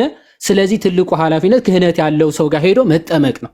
ኦኬ ልክ ሐዋርያ ቅዱስ ጳውሎስ እንዳለ ያሳምናል ሐዋርያ ቅዱስ ጳውሎስ። ከዛ በኋላ ካህናት ያጠምቃሉ። ልክ ጌታችን ሐዋርያ ቅዱስ ጳውሎስን አሳመነው። ከዛ ግን ወዴት ነው የሚልከው? ወደ ካህን ወደ ሐናንያ ማለት ዘንድ ቁጥር 16 ላይ ምን ይላል? አምኖ ከተመለሰ በኋላ ሐናንያ ምን ይለዋል? አሁንስ ለምን ትዘገያለህ? ተነሳና ስሙን እየጠራህ ተጠመቅ ከኃጢአትህም ታጠብ ይላል። ሐዋርያ ቅዱስ ጳውሎስ ከኃጢአቱ የታጠበው ተነስቶ ሲጠመቅ ነው ማለት። ሳይጠመቅ በፊት የኃጢአት ስርየት አላገኘም። ስለዚህ ምን አለው ሐናንያ? ተነሳ ስሙን እየጠራህ ተጠመቅ ከኃጢአትህም ታጠባል። ስለዚህ ጳውሎስ የኃጢአት ስርየትን ያገኘበት እንዶ አስፈላጊ አይደለም፣ ለድህነት አስፈላጊ አይደለም ጥምቀት ብሎ በጭራሽ ሊናገር አይችልም። ወስብሐት ለእግዚአብሔር።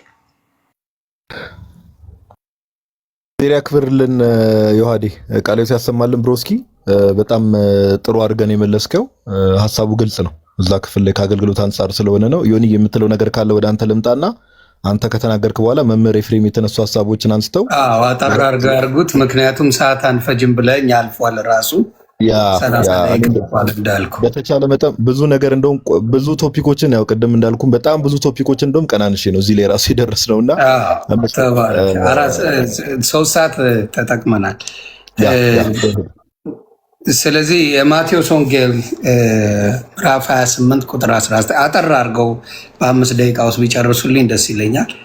አንደኛ ቆሮንቶስ ምዕራፍ 1 ቁጥር 17 አለ። እንዲሁም ቁጥር 1 ከ13 እስከ 17 ይቅርታ። ማቴዎስ 28 ቀደም ብየዋለሁ 19 አለ። የሐዋርያት ሥራ ምዕራፍ 22 ቁጥር 8 ጀምሮ እኔ ያለው ይሄ ነው። እንግዲህ ተባረኩልኝ። እሺ ዮኒዬ እናመሰግናለን። እግዚአብሔር ያክብርልን። እሺ መምህር ኤፍሬም ካሉ ያው ዮኒ ጋም ስለመሸ በቃ የመጨረሻውን ሐሳብ አሁን 11 ሰዓት 5 ደቂቃ ይወሰዱና በቃ እናጠቃለው ላይቭን። ዮኒም ስለደከመው ሰሞኑንም ተከታታይ ማታ እየገባ ስለሆነ ያጠቃሉልን አባታችን። እሺ በጣም ግሩም ወንድሞች ቃለ ሕይወት ያሰማልን። ወንድም ዮኒ ቁጭ ብለህ ስለምትማር እናመሰግናለን። የቀጣይ ቀን ሰው ይበለን። በጣም ጥሩ ትምህርት ነበረ። መልካም ጊዜ።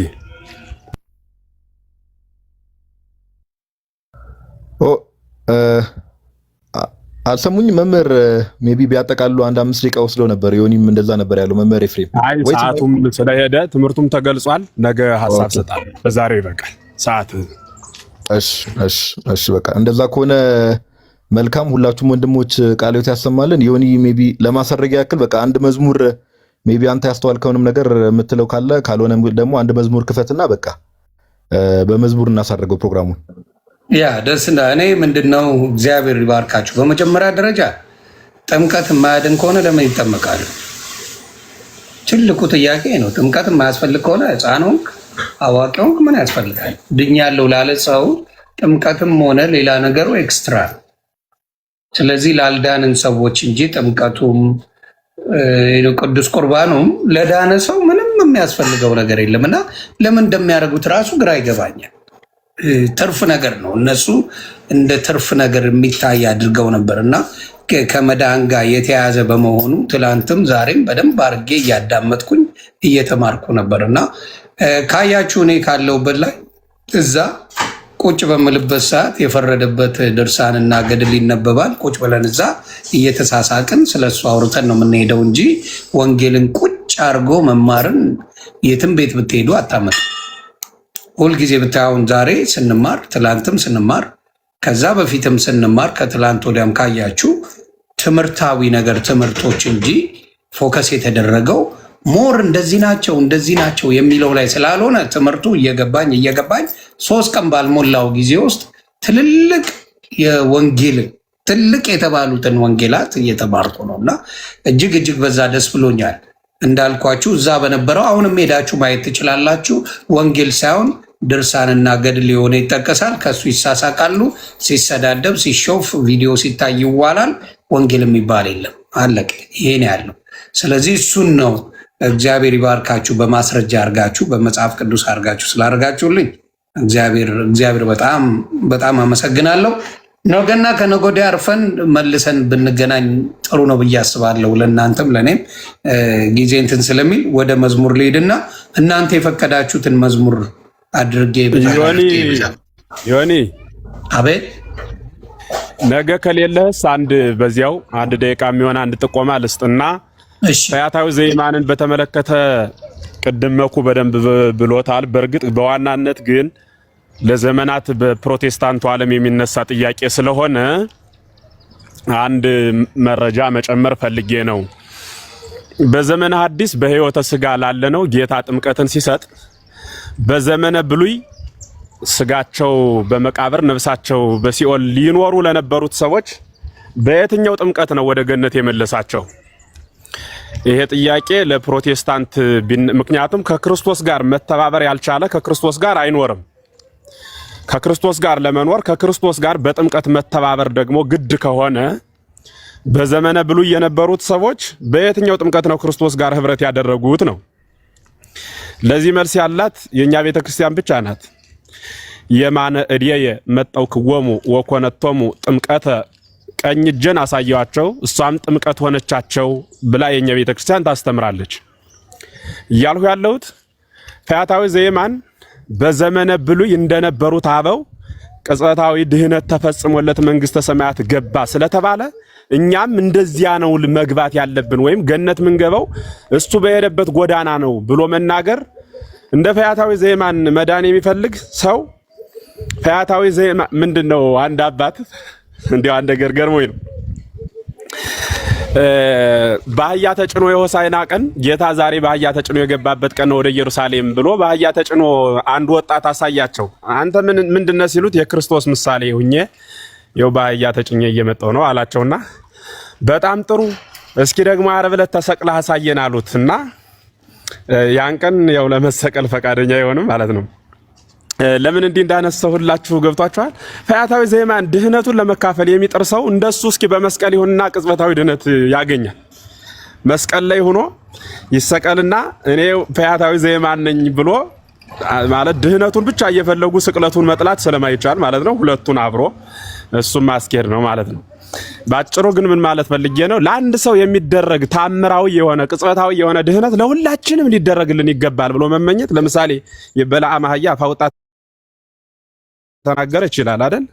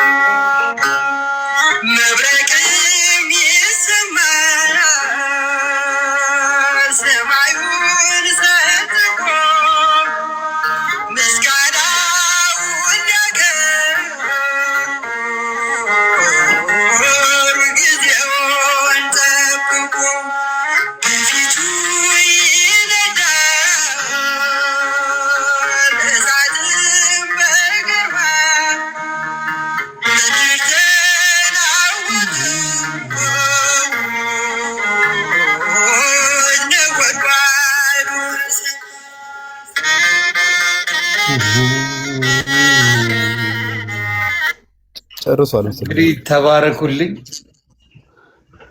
ዮኒዬ እናመሰግናለን። አንድ መልእክት ለማስተላለፍ ያክል ትናንት ወንድማችን እፎይ አይ ቲንክ ይመስለኛል በሪፖርት አካውንቱን አዘግተውበት ነበር ያው ሙስሊሞችና ሁላችሁም እዚህ ያላችሁ 3000 ምናምን ሰዎች የወንድማችን የእፎይን አካውንት ኮፒ ሊንክ አድርጉለት ሁላችሁም በተቻላችሁ መጠን ይሄን መልእክት ለማስተላለፍ ነው። እናመሰግናለን። እግዚአብሔር ያክብርልን። ዮኒ ጉድ ናይት፣ መልካም ምሽት ይሁን። እሺ።